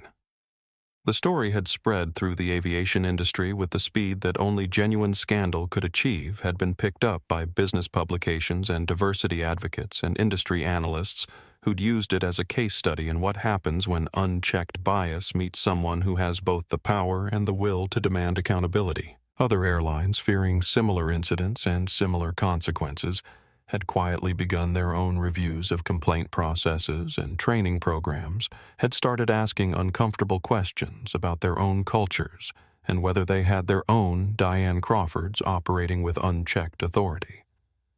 Meridian Equity Group, the consulting firm Kendra had recommended, had seen their business triple as airlines across North America and Europe rushed to demonstrate they were taking bias seriously, that they were being proactive rather than waiting for their own viral incident. Industry publications had run features with titles like "The Crawford Incident," "How One Gate Agent's Bias Triggered an Aviation Industry Reckoning," and "Velux Air CEO Kendra Hayes, the engineer who changed airline culture." And Kendra's name had become attached to change not as a victim, but as a catalyst for transformation. It wasn't perfect, wasn't complete, wasn't solving every problem that existed in an industry that still struggled with diversity and inclusion in meaningful ways. But it was movement, was progress, was evidence that demanding accountability and refusing to accept apologies without action could actually change systems that seemed immovable. The flight to Berlin was smooth and professionally executed, exactly what air travel was supposed to be when systems worked correctly and employees were properly trained and passengers were treated with dignity regardless of their appearance. Kendra worked on her presentation materials, drank the coffee that was delivered with quiet efficiency and allowed herself to appreciate the unremarkable nature of the experience. Because that was the point, really. The goal wasn't for her to be treated differently because she was CEO of Velox Air, or because she'd been wronged, or because she had connections to powerful people. The goal was for black women in hoodies and joggers to be treated exactly the same as white businessmen in suits for comfort, to be seen as acceptable rather than suspicious for belonging, to be determined by documentation rather than by whether someone matched a gate agent's mental image of what a first-class passenger should look like. Unremarkable should be the standard. A black woman in casual clothes boarding a first-class flight shouldn't be news, shouldn't be notable, shouldn't require special cultural training to be handled appropriately. It should just be Tuesday. When she landed in Berlin and made her way to her meeting with Lufthansa executives who wanted to expand their Velox Air partnership to cover their entire global fleet, she was greeted with professional respect that was based on her credentials and track record, rather than surprise that someone who looked like her could hold the position she held. The negotiations went well better than expected actually, with Lufthansa committing to a partnership that was even more comprehensive than Kendra had proposed. They wanted Velox Air's diagnostic platform not just for safety monitoring, but as the foundation for their entire maintenance scheduling system, a level of integration that represented both tremendous business opportunity and tremendous trust in her company's capabilities. That evening, back in her hotel room, Kendra found another message from Elena, this one with an attachment labeled Final Incident Report, Gate M14. The report was over 100 pages long, a comprehensive investigation that had been conducted by outside legal counsel to ensure objectivity, and it documented everything that had happened from multiple perspectives: witness statements from passengers who'd been at the gate, interviews with Zenith, employees who'd known Diane Crawford, and her history analysis of the video footage frame-by-frame review of the complaint patterns that had been missed or dismissed over the years. The conclusions were damning but also hopeful, identifying specific failures in training and oversight in complaint processing, while also documenting the extensive changes that had been implemented in response to the new systems and protocols and cultural shifts that were designed to ensure this particular kind of failure couldn't happen again. There was a cover letter from Richard Sterling attached to the report, and Kendra opened it with curiosity about what the CEO felt needed to be said after 18 months of changes. Dr. Hayes. The letter began enclosed is the final investigative report regarding the incident at Gate M14 on the evening you were denied boarding. I wanted you to have the complete document rather than just the executive summary because transparency requires more than just admitting failures. It requires full disclosure of how those failures occurred and what we've done to address them. I also wanted to update you personally on several developments. Diane Crawford's lawsuit attempting to challenge her termination was dismissed with prejudice by a federal judge who called her claims frivolous and insulting to actual victims of workplace discrimination. The judge's written opinion praised Zenith's response to the incident and specifically mentioned your personnel report as an example of how constructive criticism from customers can drive meaningful organizational change. Patricia Wells accepted an early retirement package after our investigation revealed she had dismissed 23 legitimate complaints against various employees over 5 years, prioritizing employee morale over passenger rights. Her replacement has implemented new complaint review processes that require executive oversight for any allegations of discrimination. Most importantly, I wanted to tell you about Jordan Bennett, the gate agent who checked you in at Denver last week. She emailed me after your flight to say that meeting you was why she'd applied to work for Zenith in the first place. She'd read about the changes we implemented after the gate incident and wanted to be part of building a better airline culture. We've hired over 200 customer-facing employees in the 18 months since your incident, and 60% are people of color. Our retention rates are up 40%. Our complaint rates are down across all categories. And when we survey our employees about workplace culture, they overwhelmingly report that the changes have made this a better place to work. None of this undoes what happened to you. None of this erases the humiliation or the anger or the harm caused by our failure to protect you from discriminatory treatment. But I hope it demonstrates that your refusal to accept empty apologies, your insistence on documented change rather than promises, and your willingness to hold us accountable have created something meaningful and lasting. You didn't just demand justice for yourself. You demanded better systems for everyone. And because you had the courage and the resources and the platform to make those demands stick, thousands of passengers who will never know your name will have better experiences, will be treated with dignity, will fly without fear that their appearance will be used to question their right to be where they've paid to be. That's the real victory, Dr. Hayes. Not just the reforms at Zenith, but the ripple effects across an entire industry. Airlines are watching what we've done, are learning from our mistakes, are implementing their own changes to avoid their own Crawford incidents. You've changed the landscape of how commercial aviation thinks about bias and discrimination and passenger rights. Thank you for holding us accountable. Thank you for demanding better. And thank you for the patience and grace you've shown as we've worked to earn back the trust that we violated. Respectfully, Richard Sterling, CEO Zenith, Atlantic Airways.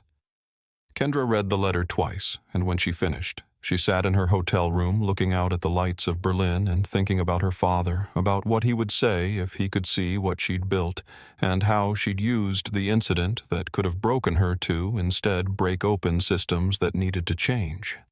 He'd taught her that every machine had its own language, that you could understand complex systems if you paid attention to their rhythms and patterns and failures. He'd taught her to see breakdowns not as disasters, but as opportunities to build something better, stronger, more resilient. She'd taken those lessons and applied them not just to aircraft engines, but to institutional culture, had diagnosed the failures in Zenith's systems with the same precision she brought to analyzing sensor data, had designed solutions that addressed root causes rather than just symptoms. The gate incident could have been just another story of discrimination. Another black woman humiliated by someone with small power and large prejudice. Another complaint filed and forgotten and ultimately meaningless. Instead, it had become a catalyst for change that was still rippling outward 18 months later, creating better training and better oversight and better outcomes for passengers who would never know that their smoother boarding experience was the result of one woman's refusal to accept the status quo. She pulled out her phone and sent a quick message to Elena. Got the report. Thank you for the transparency. Keep pushing. The work isn't done. Elena's response came almost immediately. Never thought it would be. But we're building something real here. Something that lasts. Because you demanded it. Love you, sister. Kendra smiled, closed her laptop, and allowed herself to feel something she hadn't felt in a long time. Not just professional satisfaction, not just vindication, but genuine hope that the systems that had failed her were actually being rebuilt in ways that would protect the next person and the one after that, and all the passengers who would fly in years to come, who would benefit from changes they didn't even know had been fought for. 3 years after the incident at Gate M14, Velixair Analytics completed its initial public offering at a valuation of $8.7 billion, making Kendra one of the wealthiest self-made women in the technology industry, and establishing her company as the global standard for AI-driven aircraft safety diagnostics. She was still CEO, still flew commercial, still wore comfortable clothes when she traveled, and had never experienced another incident remotely like what Diane Crawford had put her through that evening in Chicago. The difference wasn't that she'd become more famous or more powerful, though both of those things were true. The difference was that systems had changed, that training had improved, that the costs of discrimination had been made visible and real in ways that created incentives for airlines to get it right, rather than just apologize when they got it wrong. Zenith Atlantic Airways had become an industry leader in diversity and inclusion metrics, with third-party audits confirming sustained progress rather than performative gestures, and their partnership with Velux Air had expanded to include not just diagnostic services but collaborative research on next-generation safety systems. Elena Voss had been promoted to president, reporting directly to the board, and Richard Sterling publicly credited her leadership with transforming the airline's culture in ways that made it both more equitable and more profitable. Gate agent Jordan Bennett was now in a management training program, mentoring other young employees and helping to build the kind of workplace culture that she'd wanted to be part of when she first applied. The demographics of premium cabin passengers had shifted measurably, no longer overwhelmingly white and male, as airlines across the industry had implemented the Crawford Protocols, named with deliberate irony, that provided clear checklists for preventing bias in passenger interactions. Somewhere in Zenith's training facility, mounted on a wall in the main conference room where new employees received their orientation, there was a photograph of Kendra Hayes taken not at the gate in Chicago, but at the Swiss Aero Summit in Zurich, showing her mid-presentation with data visualizations glowing behind her and absolute confidence in her posture.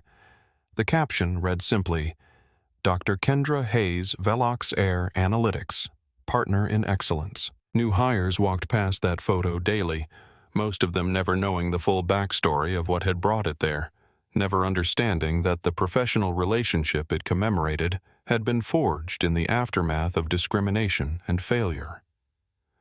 That was the real victory Kendra remembered, not as a victim, but as an engineer, an innovator, a leader whose work had saved lives and changed industry standards.